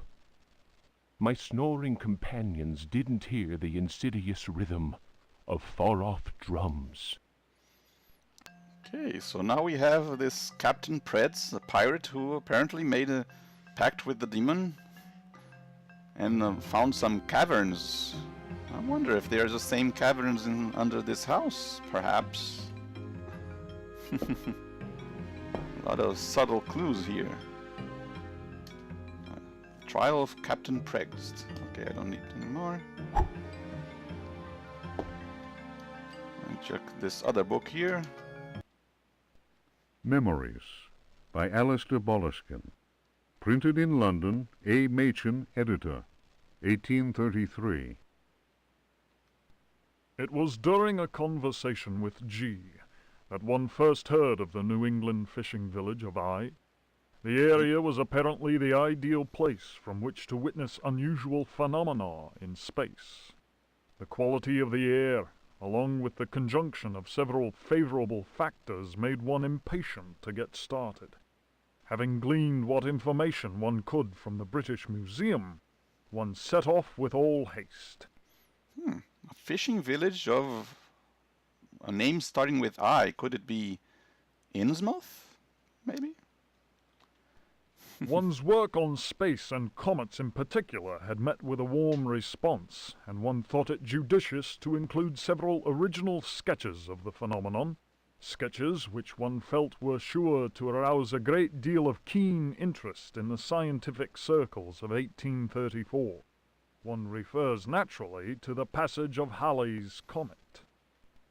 Editor's note: Lord Boleskine's memoirs end at this point. Who knows what extraordinary contributions he might still have made had he not succumbed during his visit to New England to dementia, followed by an early death in St. Andrew's Hospital. So this guy went to this Innsmouth and became insane? Where have I heard that story before? Memories, throw. So yeah, like I said, a lot of Lovecraftian references in this game. Yeah, I'll leave these other two books for later. No need to spend so much time reading all at once. Go back upstairs. Now that I'm armed with a bow and arrow, I can take care of that Indian painting and reach the other side of the hall corridor. It's the last place, the last room here that I haven't been to yet. There's the monster in the bathtub. Just leave him alone. Yeah, that's one. That's another monster that you can't kill, no matter how much damage you do to him or to it. Weird skull creature thing over there. I mean, yes, one assumes these are Jeremy Hartwood's paintings. The one he mentioned he would paint, and that they were the product of a lunatic. Okay, let me save real quick, just in case I don't aim this correctly. I'll use my bow. Yeah, I have 3 shots, so I better fire them in the right direction, and I can't get too close, or the painting will fire back. Oh. Whoop! That was way off. Okay, we're over here then. Still no? Nope. Little bit. Oh, that was enough. I just needed to hit the other wall. I didn't need to actually hit the painting. Well, at least now I can get close to it. Okay. Actually, I won't need this arrow, and I won't need the bow and arrow anymore. I won't need the bow anymore. Just leave this here. And I can open this door. Another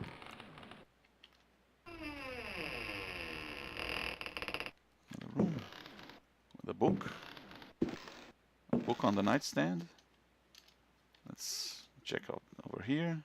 Nothing important. Well, there's this grandfather clock here, but with a little crack behind it on the wall. You know what that means? Whenever there's something with a crack behind it, there's something hidden. Come on. Oh, yeah. This way maybe. Come on. Let me push. Oh, this way maybe. There we go. Something over here. A key. A fancy key. And a parchment. Okay, let's check out what this parchment reads.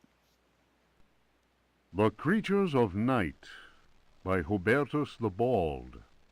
Translated from Latin by his brother in prayer, Fratre Johann Marcus.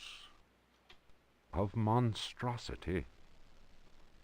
You who read me know that night engenders monsters and that night creatures exist.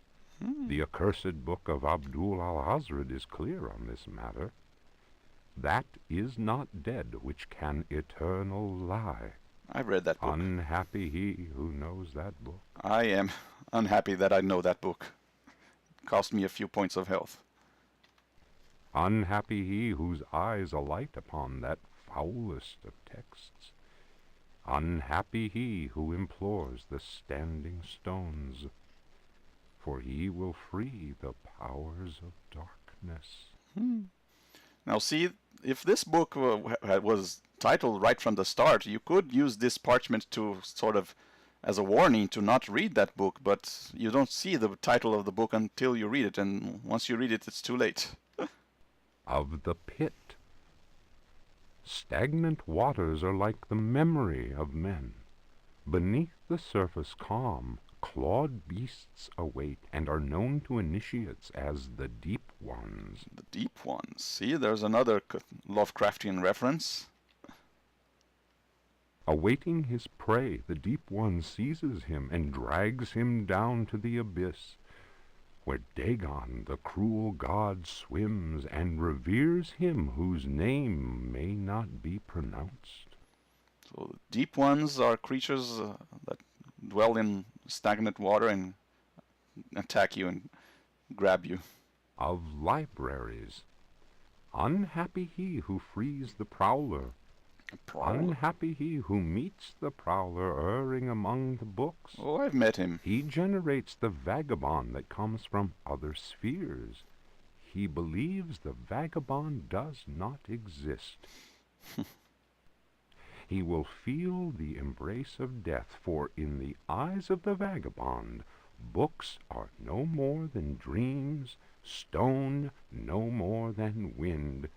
The vagabond knows how to take the breath of the reckless. So this vagabond, stones are no more than wind. That means he can just phase through things, as we saw back in the library. Of strife.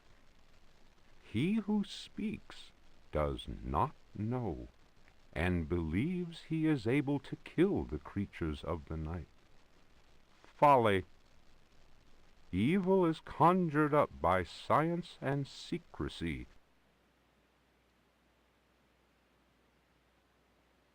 Well, he who prowls among the books will perish by the blade. He who flies in the dark caverns will scream in fear, and he who swims in the depths will evaporate. But he who believes... He who prowls among books will perish by the blade. Okay. He who flies in the dark caverns will scream in fear. He who swims in the depths will evaporate. But he who believes he knows nothing. He who knows says nothing. Of death. There are domains more terrible than death. That is not dead which can eternal lie. Each creature is conjured up and is not dead, but returns to the origins. A monster, a science. Steel kills the vagabond who never dies. Translator's note. Here ends the manuscript of Hubertus, who died in the library of the convent of Teruel in the year of our Lord 1666. Requiescat in pace. Requiescat in pace. So someone died in the library, maybe killed by the vagabond. Better not be the next one. Oh yeah, we found this book. Read this, and it's a fake book. Why would I need a fake book?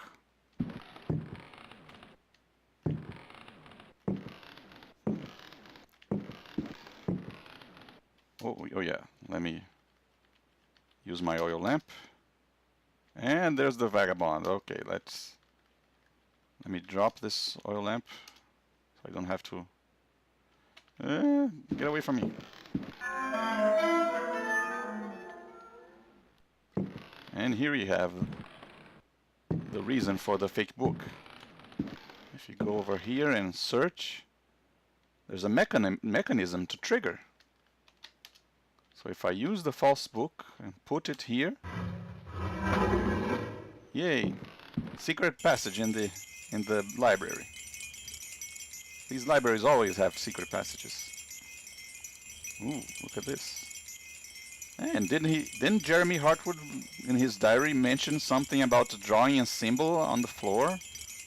That means this is the place that the evil influence can't get in. So this talisman must be really important. Let's see, a dagger, another dagger, a parchment, another parchment, a book, and another book. A lot of stuff. Let's check some of those out. Let me just save my game here. Some progress. Oh, let me read this book. I'm sure it's. Oh dear. Ludwig Prien, De Vermis De Mysteris. Vermis Mysteriis, Oh no. I have a bad feeling about this. Nomine invocatoris si non sanctificatus es cave. De Vermis Mysteriis non absolvo folem legendum fatum et eum versus. Tibi magnum innominandum signa stellarum nigrarum et. Anyone knows any Latin? And I'm dead. Ooh. So yeah, there's a book that outright kills you as soon as you read it.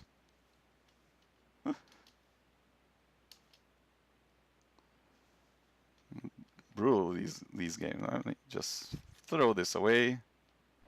Okay. Never trust books that aren't green. The green books are safe. The red book damages, costs you a bit of health. Yellow book kills you instantly. Let me check these parchments. The Sacrificial Dagger, Otto Stern, Lumina Books. The importance placed on ritual sacrifice is constant in religious cult practice. Propitiating the gods is a theme common to many religions. The Old Testament affords many examples. Primitive polytheistic belief systems integrate sacrifice in their rituals as part of the recurrent process of reaffirmation and, naturally enough, group cohesion. I have no idea what this means. The members of their social and religious community come together in an act of purification and atonement. It would be erroneous to imagine the act of human sacrifice linking priest, offering, and God, C.F. Manzetti, Stone Cults, as anything less than a vital focusing of the group's faith. The act also ensures the continuing appeasement of the god, but only if practiced by a recognized officiating priest using the appropriate instrument. Studies made concerning primitive religious groups bear witness to the central role of sacrifice in living ritual. My own work in the field of ethnopsychology brought me into contact with a sorcerer living in the region of Arkham. He introduced me to the rite of steel, linked to a ceremony known as adoring the black goat of the woods with 1,000 youngs. The god being adored is known as the vagabond. I know the vagabond. Here, the dagger's role, which allows the life breath to pass from one dimension to another, is essential.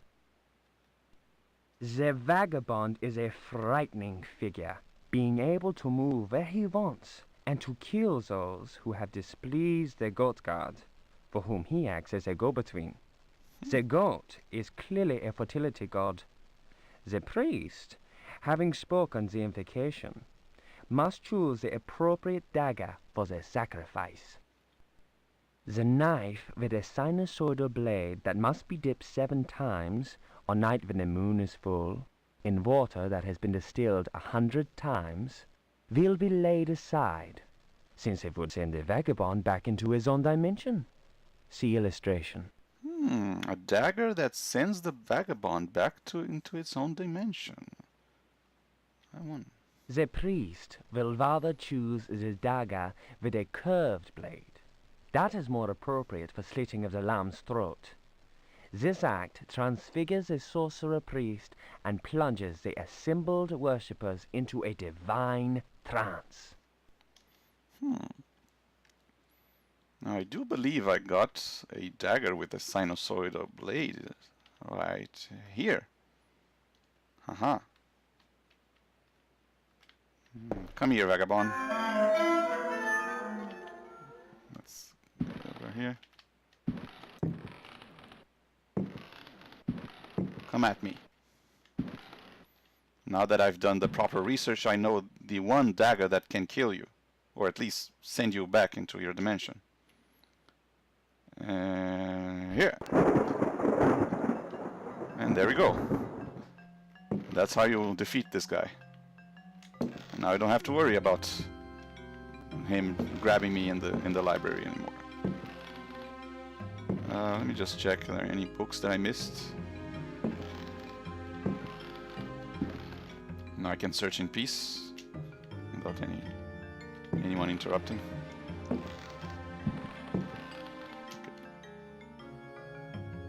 Check here.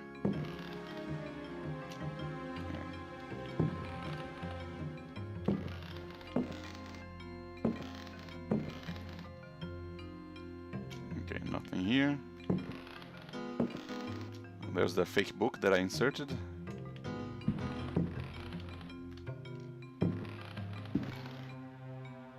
Okay.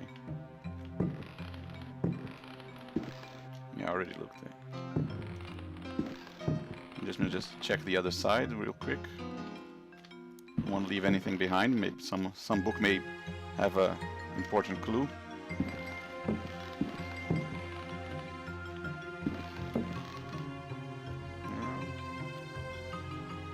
No.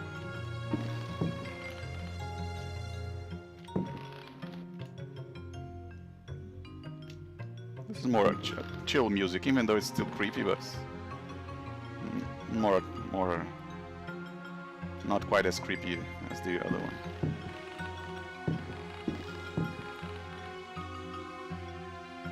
Okay, yeah, we're done there. We're done here in the library, and I believe we're done in this floor as well. Take my lamp. Yeah, we won't need to return to this floor anymore. Let me just... I don't need this anymore. Drop here. Discard any... I won't need these daggers. Go away. Need this. I won't need this anymore. I already killed the vagabond. Let's see what else. Oh, this key. I'll need this. Revolver, sword, and more books. First aid and cavalry saber. Okay. Let's make our way to the bottom floor now. I believe there are only a couple rooms left to explore there. There's a room with a pirate, and there's the locked door in the room with the cigars. Let's check the pirate.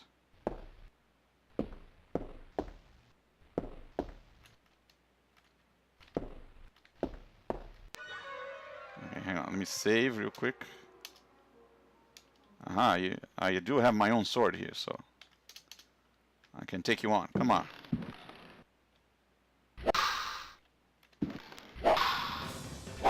Yeah. Whoa. Ouch. Dang it.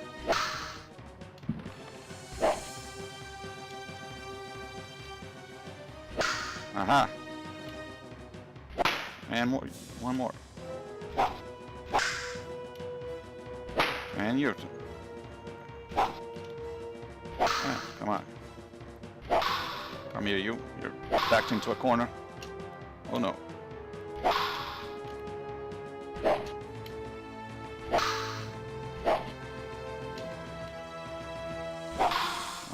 Come here, you. There you go. And one more, and you're dead. So yeah, this was like a physical manifestation of Pregs, perhaps? It's locked. Yeah, but I just got a key, so now I can use this. And now I can get back to this this room with these mannequins. I couldn't go from the other side because of all the spiders. So I needed to. Okay, let's check this book real quick. Key to the dance hall. I won't need this anymore. I can just throw it away. Leave it. Okay, let me save here because it's pretty lucky to defeat that pirate like that. Okay, let's check this book. Daemonia Particularis, Signs and Rituals, by Heinrich Cassel, Ring Publications. The ritual of invocation demands that the officiant be pure. We have already described the complex operations to be followed in order to call those that sleep in superior dimensions. We shall, for the present, limit ourselves to the sign of mutual recognition used amongst their number by adepts of the cult of the Old Ones. The sign also serves as protection when in the presence of a servant of evil. Old Ones, that's another Lovecraftian reference. The sign resembles a blessing, save that the first and little fingers are both folded beneath the thumb, whilst the second and third fingers are held up. Yes. It would appear that this sign has no effect on adepts of a certain rank with knowledge of particular secrets contained in the Corpus Demonicus. The use of such signs is not without considerable risk to the user during any attempt to call upon those from without.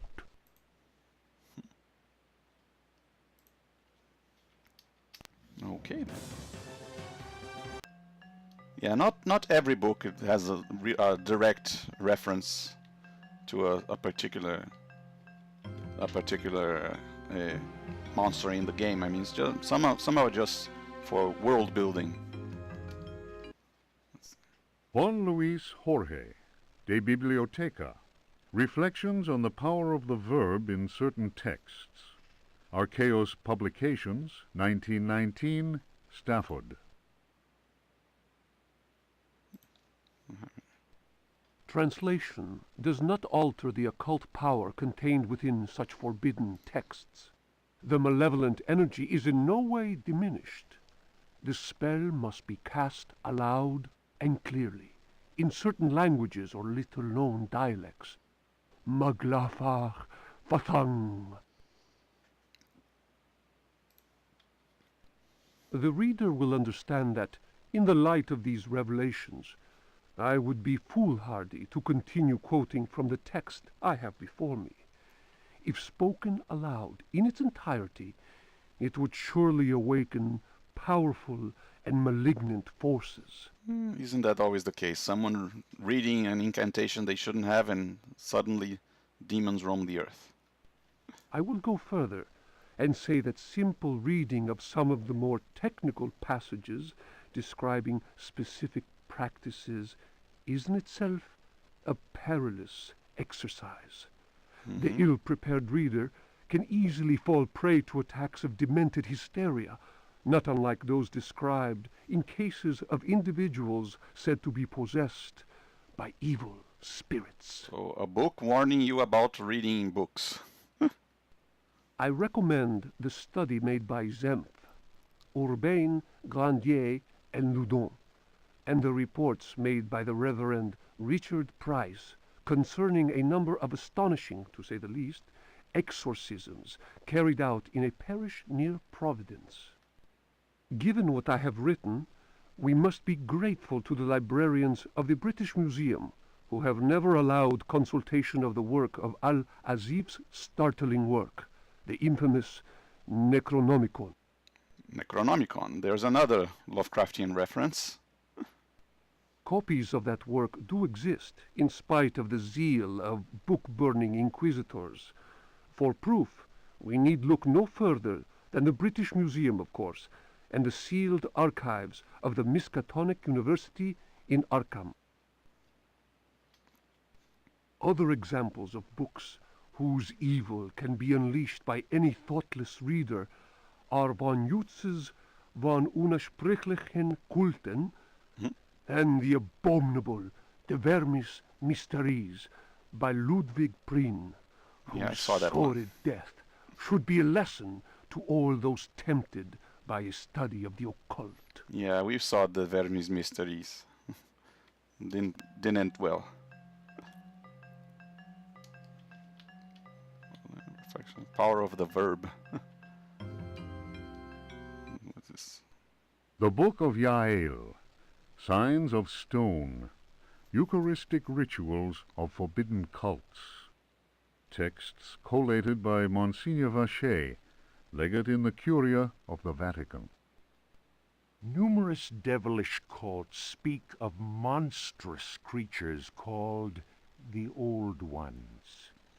These supernatural beings are believed to be possessed of powers equivalent to those of the gods of antique religions. Adepts of such cults refer to forbidden literature in order to cause these frightful entities to appear before them.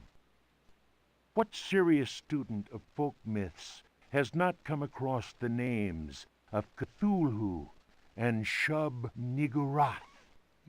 I've come across the name Cthulhu. It must be said that these creatures wield tremendous power and are difficult to control once they have been unleashed into the world.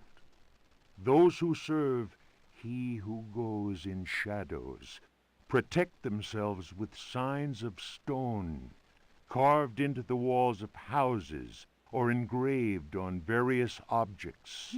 A sign of stone engraved on an object.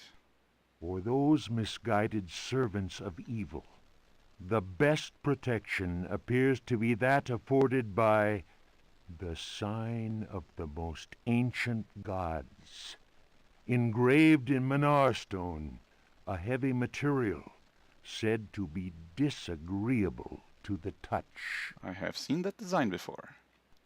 The sinful practices of those who fall into such errors can only lead to the darkest of despair, and are a mortal danger to the soul. Such monsters as those invoked by these foolhardy individuals are engendered when reason drops its guard. Man is easily tempted into perversion. It is why we must forever remain alert and renounce Satan with each breath we take. His ways are infinite in number. So we have a parchment talking about the importance of this talisman. So as you can see, this game is all about reading about the occult to understand the tools to fight the demons. I don't need this anymore. I won't need this anymore. Okay, don't need this anymore. This key and revolver. Okay, we have a couple more books to read, but I'll leave them for another occasion. Let me just get on to the last room in this floor that we haven't seen yet. This one will have a locked door. It's locked. Well, I have a key. And this is a key to Jeremy's study. Jeremy Hartwood's studies over here. And look at this. A place with a single cavalry saber. I wonder. I do have a cavalry saber of my own here. Can I just put it... And a secret passage. That leads down. Lovely. Let me just search over here first. And you have a record. And another book. Okay, so now we have 3 books. Something over here, nothing important. Okay. Okay, so now we have 3 records to choose from.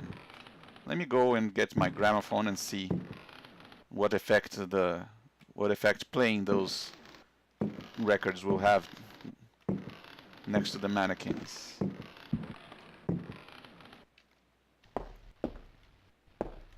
Maybe one of them will make them want to dance. And they'll dance out of the way so I can get that key.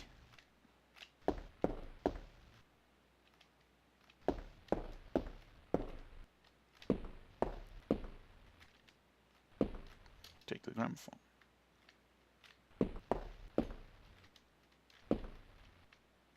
Over here.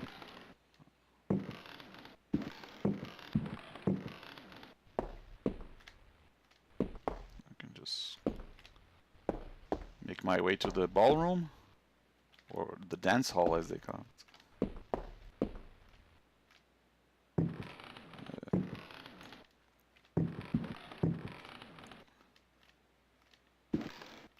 Okay, now I can pick up the records that I left here. Huh, I can see my other items through the wall. That's a little glitch. Okay, let's save the game, check out these records. You have this purple record, Use. It's the Blue Danube, but they seem to dislike this music. What's wrong with the Blue Danube? It's a perfect music for dancing.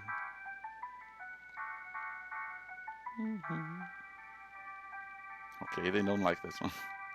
No effect.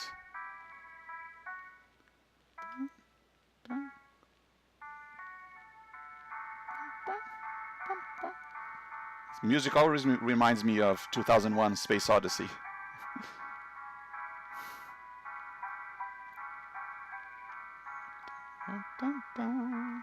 Okay, that's enough.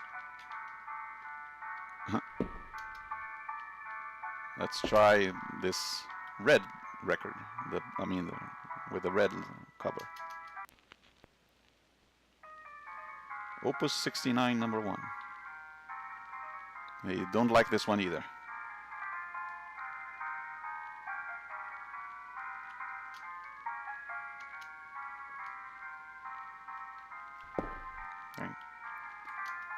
Okay, how about this green record that I found in the study? Uh-oh. Dance of Death. Oh, no wonder they like this one. Okay, now I can get the key. I can't touch them. If I touch them, they'll turn into the big magical thing that kills you instantly. Okay, get away from me. Get out of my way. Come on. Okay. Come on. Oh no, don't come here. Don't come here. Ah!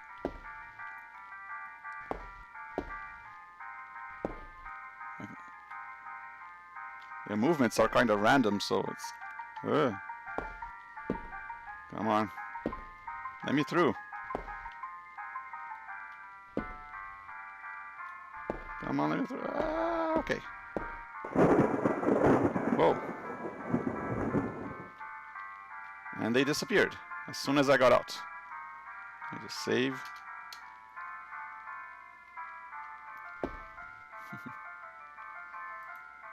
Interesting music. This is actually based on a real music. This is a cover of a song called Danse Macabre.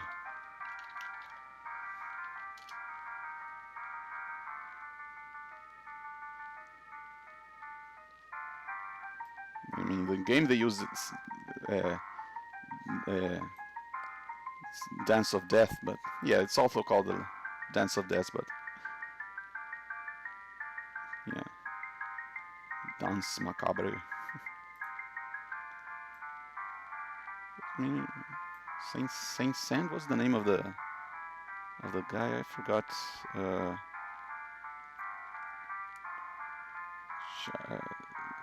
Jean.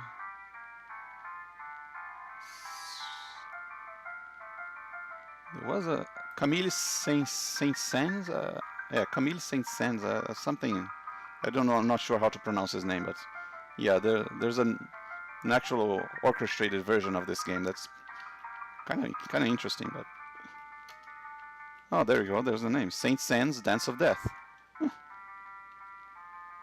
Okay. Well, I won't need the records anymore. I won't need the gramophone anymore.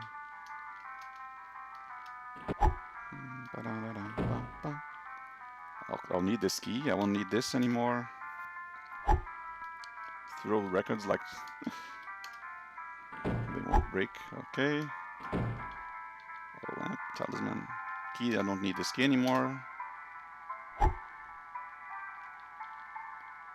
Okay, we have 3 books left. Some first aid. Yeah. Might as well use it right away. I mean, yeah, I'm 19. I might as well take the flask, drink, and restore my health.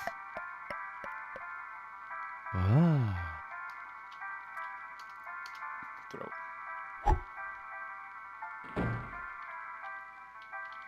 And the empty first aid kit. Throw. Okay. Inventory has been managed. And now we're ready to descend into the darkness. As you may imagine, this is getting towards the end of the game. This is the final area.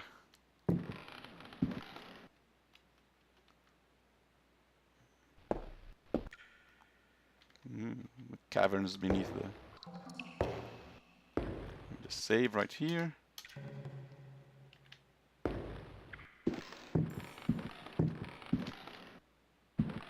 And the bridge collapsed behind me. Nice. Now I can't go back.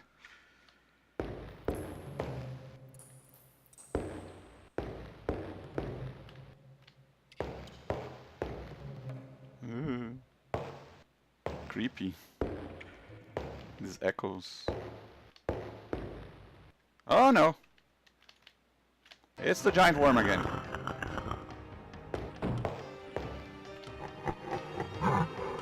And the werewolf. Where's my rifle?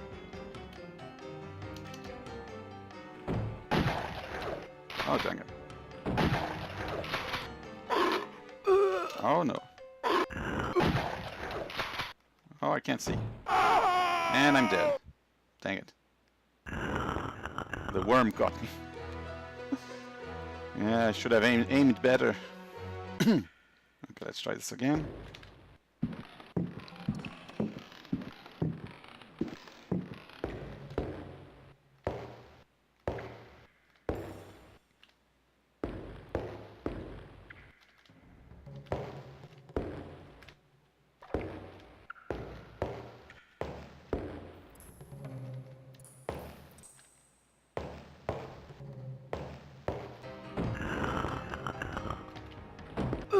Ouch. Whoa. I forgot this guy killed you in one hit. Oh no, no, no. Okay, let me save right here so I don't have to cross this again.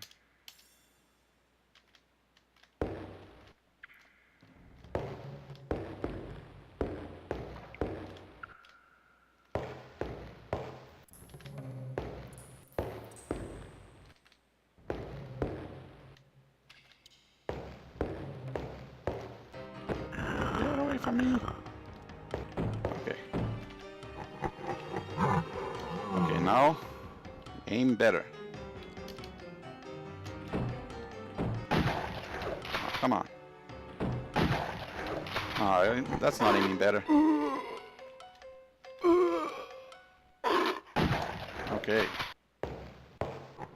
It's a little better.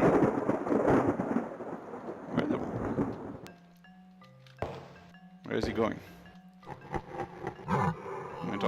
He produced another over here.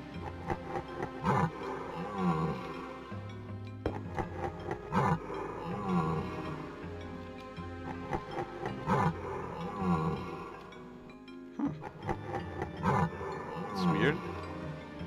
Just disappeared. It's actually a glitch. I mean, he wasn't supposed to disappear. You're supposed to lead him here, and he would go back, and you would go back around the other way he just opened to reach this place. But oh well, I can work with the glitch just as well.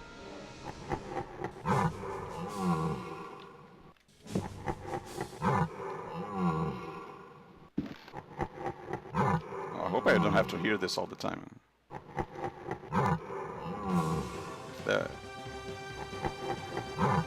And there's one of the deep ones, the creature that drags you into the water. Okay, that clearly is going to fall. Now, once you're down here, you will get this extra action that you didn't have throughout the entire house. Jump.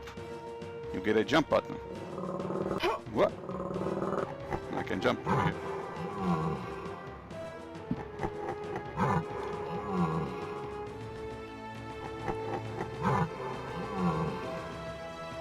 Okay, hang on. Ugh. What the heck is that thing? Do I still have bullets? I have a revolver. I still have 5 bullets in my revolver. Let me just come here, you. And there you go. And another.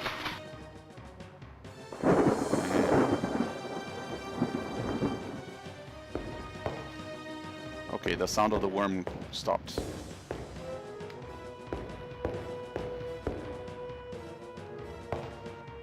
Okay, here's the tricky part. There's platforming in this game now. Let me... Two, just like that. Now you have to aim your jumps correctly. So you don't fall in the water, and I fell. And the cartridges are wet. Now I can't use my shotgun anymore, and my oil lamp went out. No, I don't want to fall into the water. Check. Whoop. Try again. Okay. And remember, this game I would save after every jump. Go away. Oh man. Yeah, I should have saved after every jump. But that's what you did with these old school platforming sections. With easy to miss jumps. And with this little guy as well. Annoying. Get away from me. Okay, save. Jump. Okay. And jump. Okay. Save again. Jump. Get away. Get away from me. Okay, we made it.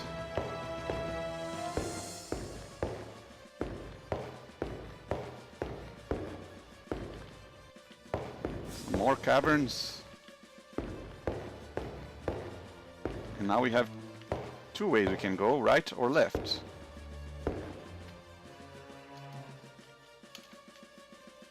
We'll try going left. And there's a big hole, and there's a giant spider. Oh no. Get away from me.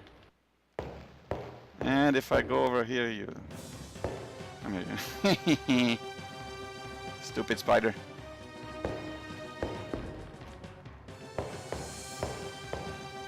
Yeah, that's about it in this room. Just a spider that you can trick into falling back into the hole.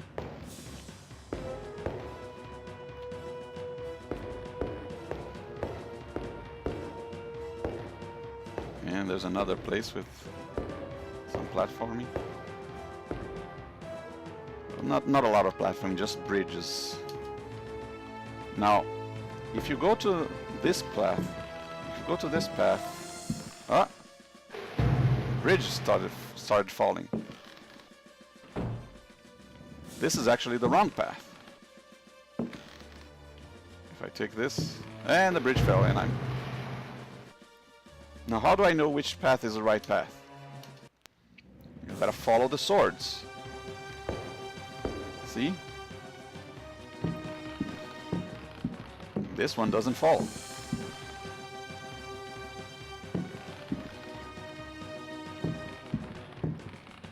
A little subtle indication of the right path. I can't see myself. Okay, now jump. Okay, now see, there's another sword over there, so I just cross the...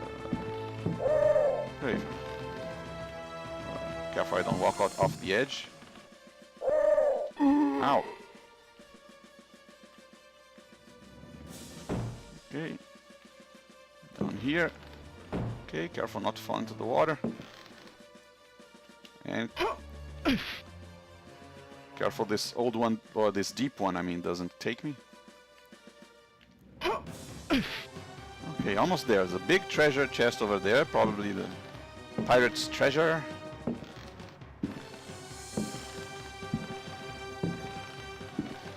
I need to save over here so I don't have to do everything again if I fall. Almost there.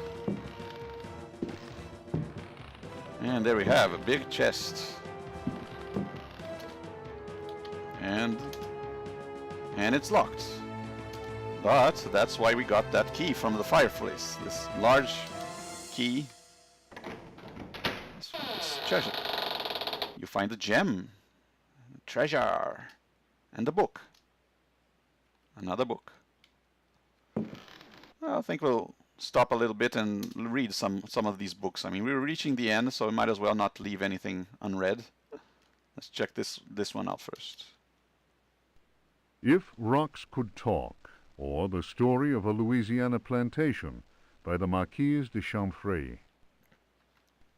After the criminal selling off of Florida by the foul usurper, my father elected to remain in this inhospitable land, where we were free at least to express our royalist feelings, and hope our country would come to its senses.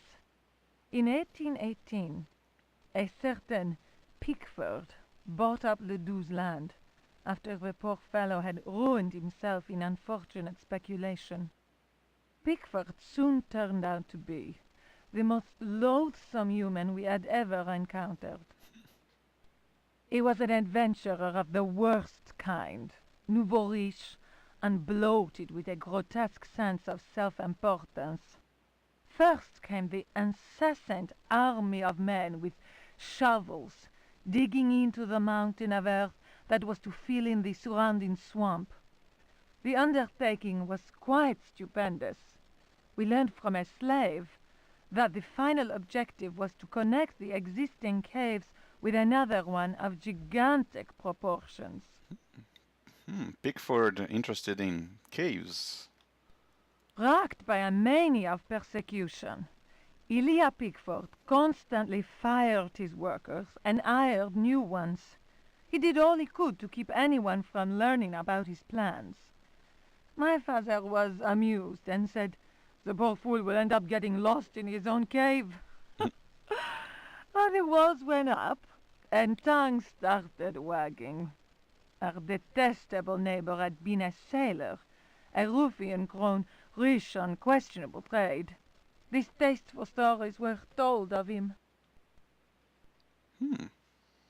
This floor plan seems familiar. When the work was finished, Pickford invited us to the opening of his rambling mansion, which he named Derceto. My father asked what the strange name meant. Pickford answered, "Derceto reminds me of Astarte, the fertility goddess." Around here, the name is Shub-Niggurath, Hmm. I believe. That a name so steeped in evil should be said aloud came as not such a shock to my father, as he himself confided in me some while later. So Pickford built this mansion of the Derceto, and he knows the name Astarte, which was the ship of Pregst, the pirate. We left immediately. In June of 1862, Derceto was burned down in unexplained circumstances. It was undoubtedly the deed of some jealous Yankee or another. It was amazing to watch the servants rushing into the flames to try and save their bullet-riddled master. After that terrible night, Derceto fell into ruin. Its blackened walls were soon overgrown, as human-built works always are, by ever-present nature. In 1875, the property was eventually bought by a gentleman whose name was Howard Hartwood. I was sorry that my father, who delighted in fine conversation, was no longer alive to enjoy the company of this new neighbor. Learned and well-versed in history, he had made a particular study of piracy. It was Hartwood who told me that Pickford had commanded a ship that flew the flag of piracy. That explains the scoundrel's great wealth. So I believe Howard Hartwood is the father of Jeremy Hartwood. So that explains how he got a hold of how he got to live in Derceto. Hartwood was fascinated by Pickford and undertook a great deal of research in an attempt to find some treasures that he was convinced the pirate had hidden. He went through the ruins inch by inch. He then had the burnt-out house rebuilt exactly as it had been, and refurbished the library that had miraculously escaped the flames on the night of the Great Fire. Hartwood set about studying every volume in that library, and often talked to me of his research. He was a handsome widower, deeply attached to his son Jeremy, who was later to become a professional artist. There we have it. It all started with the father studying in this library filled with weird books on the occult. Hartwood worked incessantly, first from the room I offered him, then from his own freshly restored home, which he rebaptized Derceto. I imagine he hoped to enlist the help of the god of good fortune in his treasure hunt. As far as I have ever been able to tell, all his searching came to nothing. There were no lost treasures to be found at Derceto. I learned of Hartwood's death while I was in Paris. But that, as they say, is another story. Oh, we heard of how he died.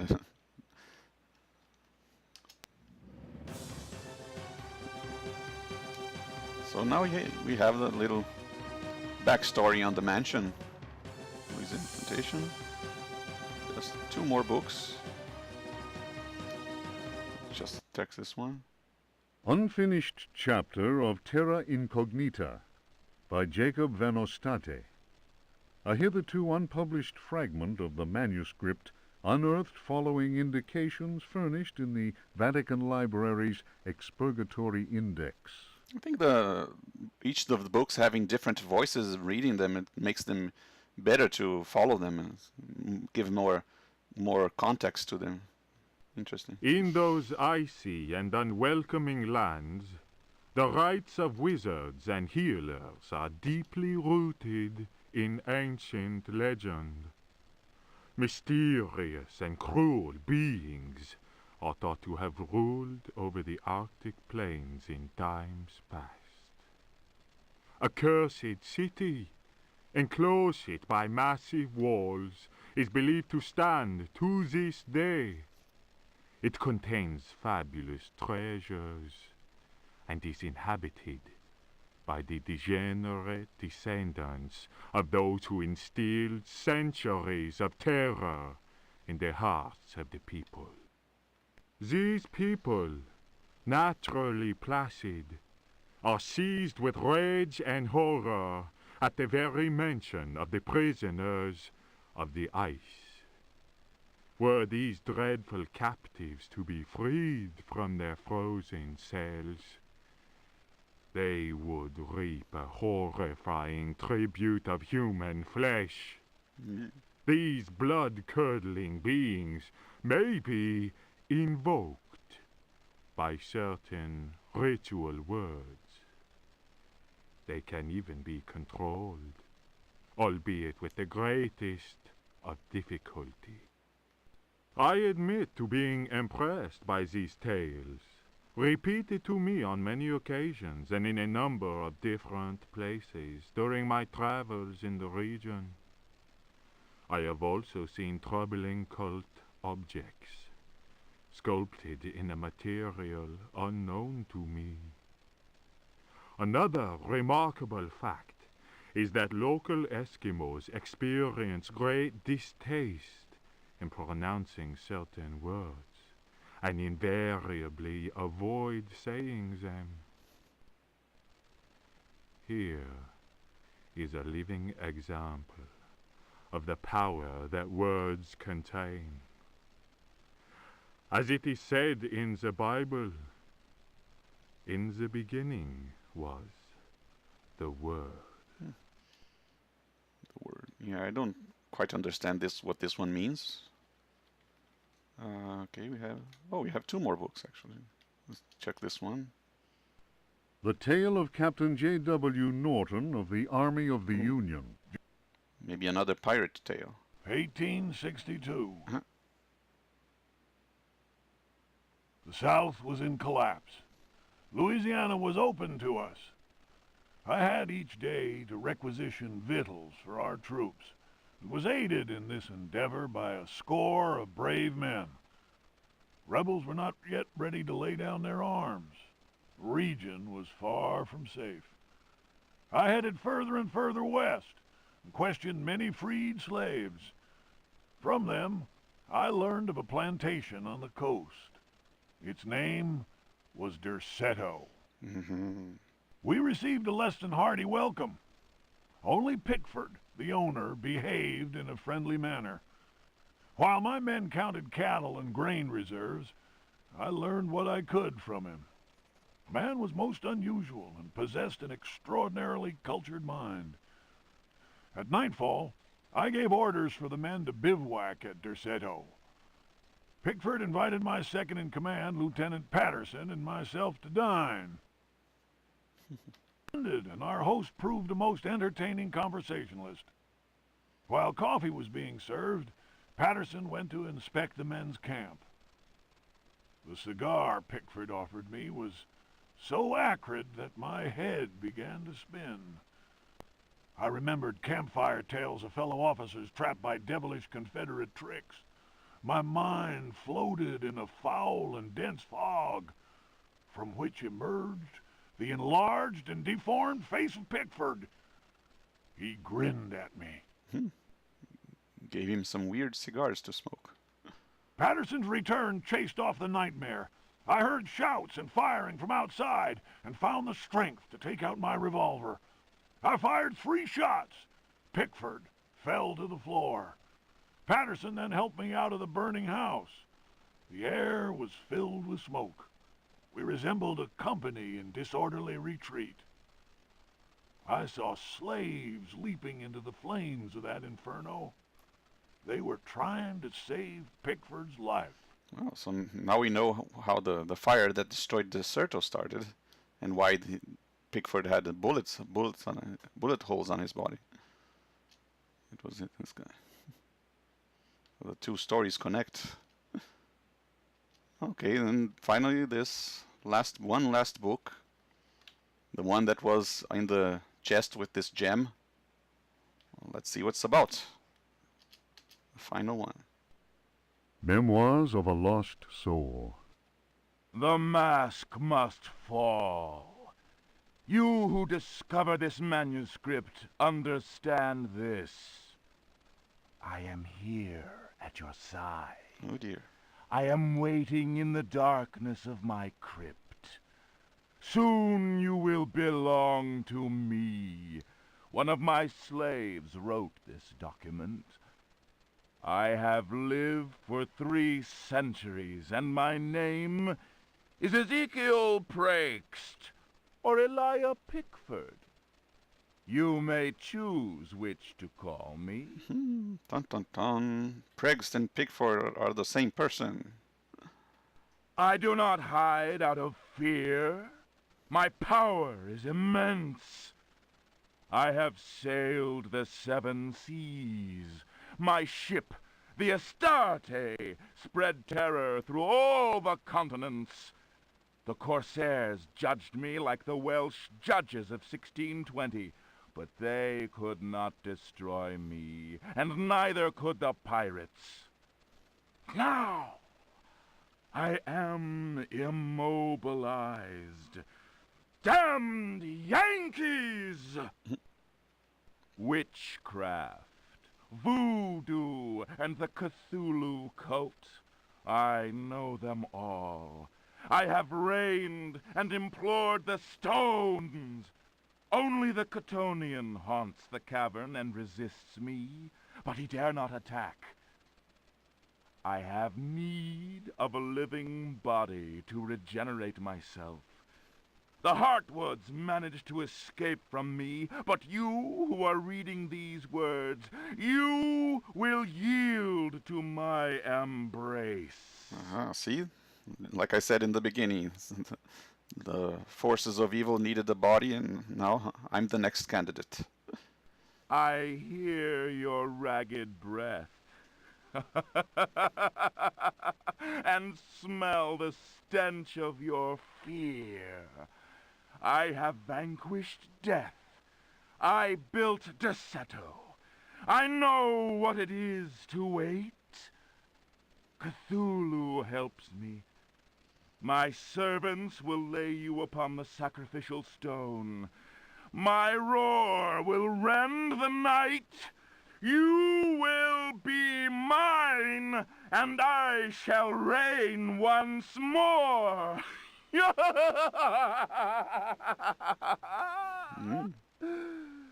Come to me. Okay, so now we know who the main villain is. And he's behind that stone.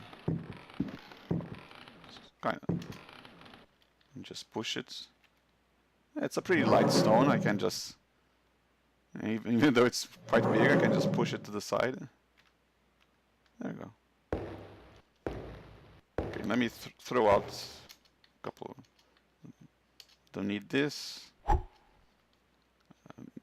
Don't need this anymore. Oh yeah.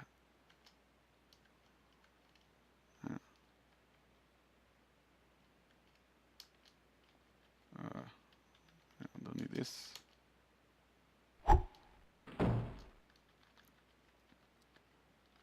Matchbox sword, Terra Incognita, don't need this sort of book. Don't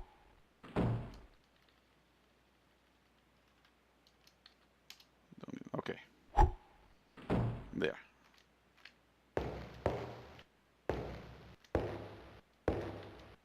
So here. Drop down here.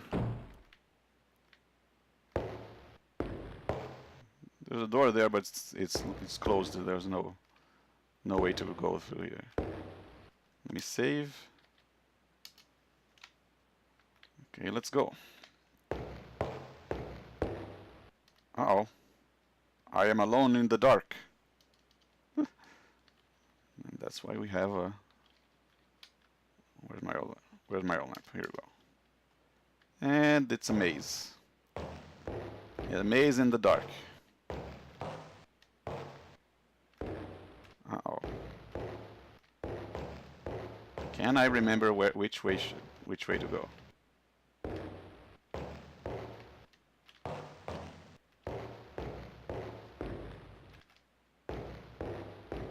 Is it over here?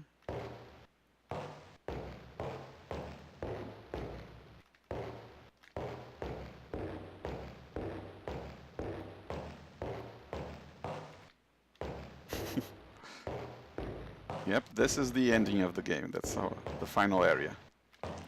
Final challenge. Finding your way in the dark.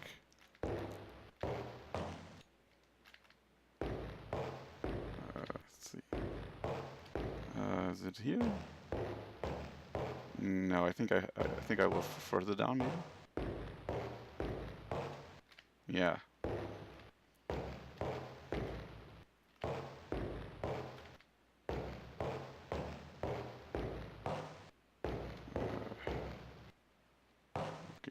Which way again? Oh, this is. I think that. Yeah, this is a dead end.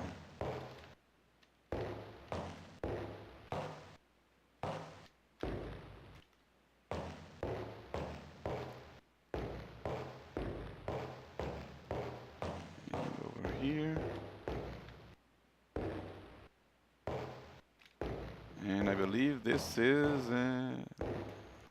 Nope, not yet.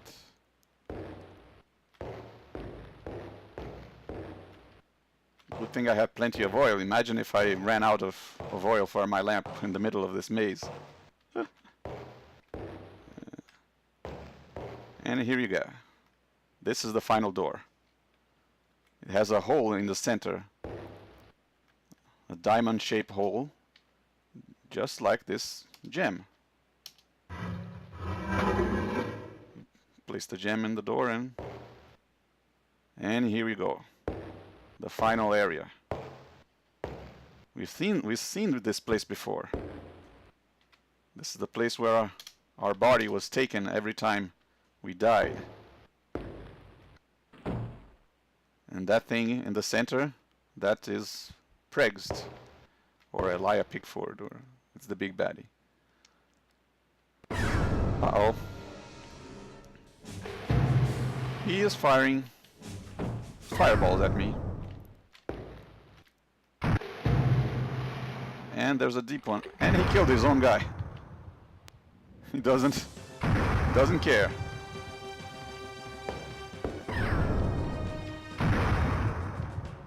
Pew.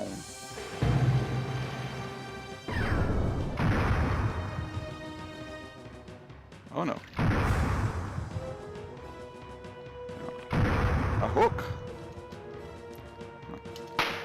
Ouch. Okay, let's see. I have to put the talisman in the center. And that will immobilize him and stop him from attacking. Get away from me. Okay, he's now powerless. He doesn't attack me anymore. But I still have to defeat him. And there was actually a clue about how to defeat him in one of the paintings back in the house. It was this tree, except it was on fire. And I happened to have fire right on my hand in this oil lamp. So the first thing you find in the game, the oil lamp, is also your ultimate weapon. Throw it at him.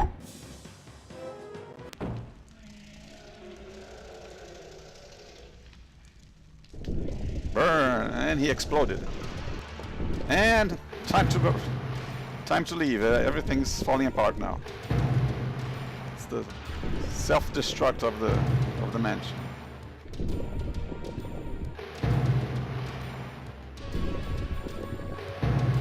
Just over here. Hey, recognize this door? This is the door that kept opening whenever I died as well. I used the hook to open this door. I'm not sure how, but that's what it does. And there's actually a shortcut right over here. Hey, now the maze is all light up. We can see everything. There's another door that can be opened with the hook.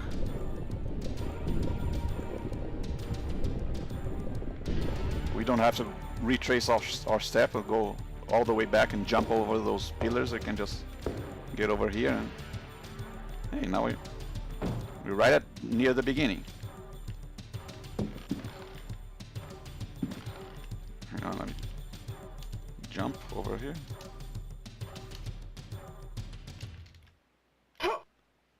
Okay.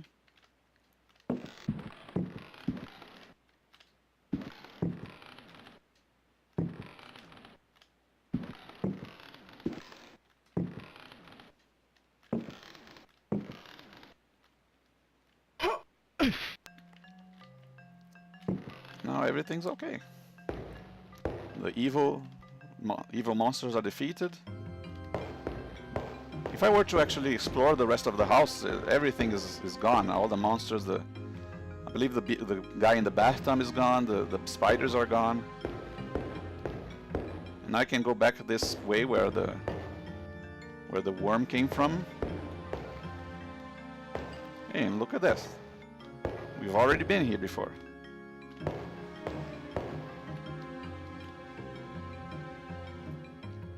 This leads right back into the cellar. And there are no more rats either. Oh, the demon rats are gone too.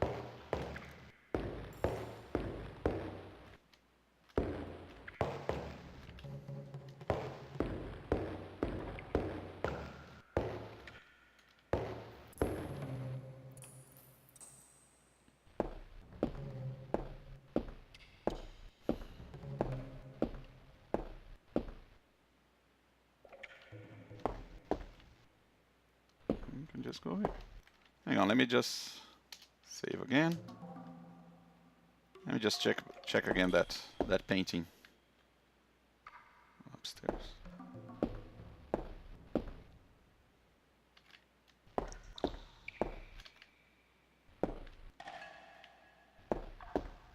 Everything that was once dark is now light. I don't need my lamp to navigate through the library anymore. See? Look at this. He saw in a dream, maybe a vision of the place where Pregst rested, but there was fire in the center. That's the clue to how to defeat the final boss. I can just go back to where I was. Now, if I open the door, will the creepy tunnel be there? No. The outside. I'm free. Free to leave. I did it. And it's morning. Woohoo!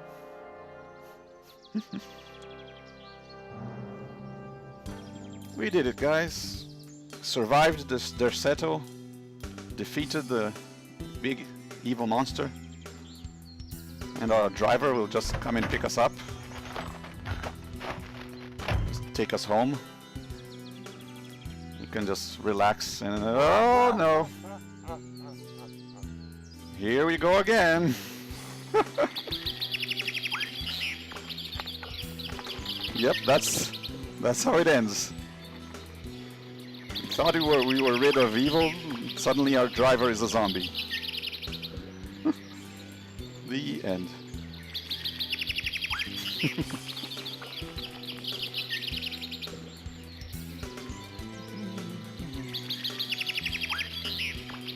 Nice little music to end the stream with. And that was a full playthrough of Alone in the Dark. Hope you guys had fun and weren't too bored with all the reading.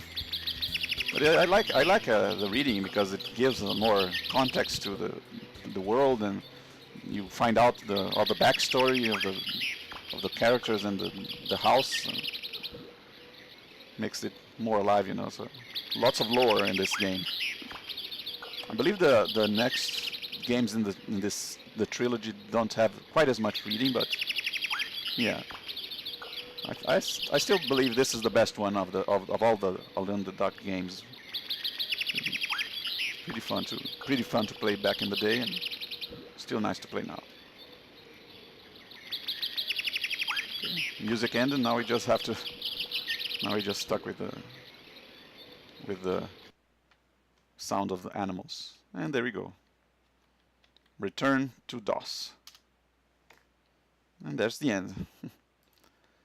Yeah, I was going to stream another game, but it's now very late, so I'm going to end it here. I wasn't expecting to go this long, actually. Maybe, yeah, it was, almost 4 hours. Yikes. So I may stream something tomorrow night, maybe? Yeah. Yeah, this was fun. If you guys like this one, I can also do a playthrough of Alone in the Dark 2 and Alone in the Dark 3, which I actually liked as well. This pretty interesting. These are unlike the other games which take place in modern times for some reason. The 2 and 3 are direct sequels of this one, so it's the same character and they make references to each other. So it's like the trilogy. 1, 2, and 3 are the complete package, and it's they're still pretty fun even to this day as well. So there's that, and then okay then. Hope you guys have fun. See you next time. I'm going to end the stream now. Mute myself. Until then. Bye.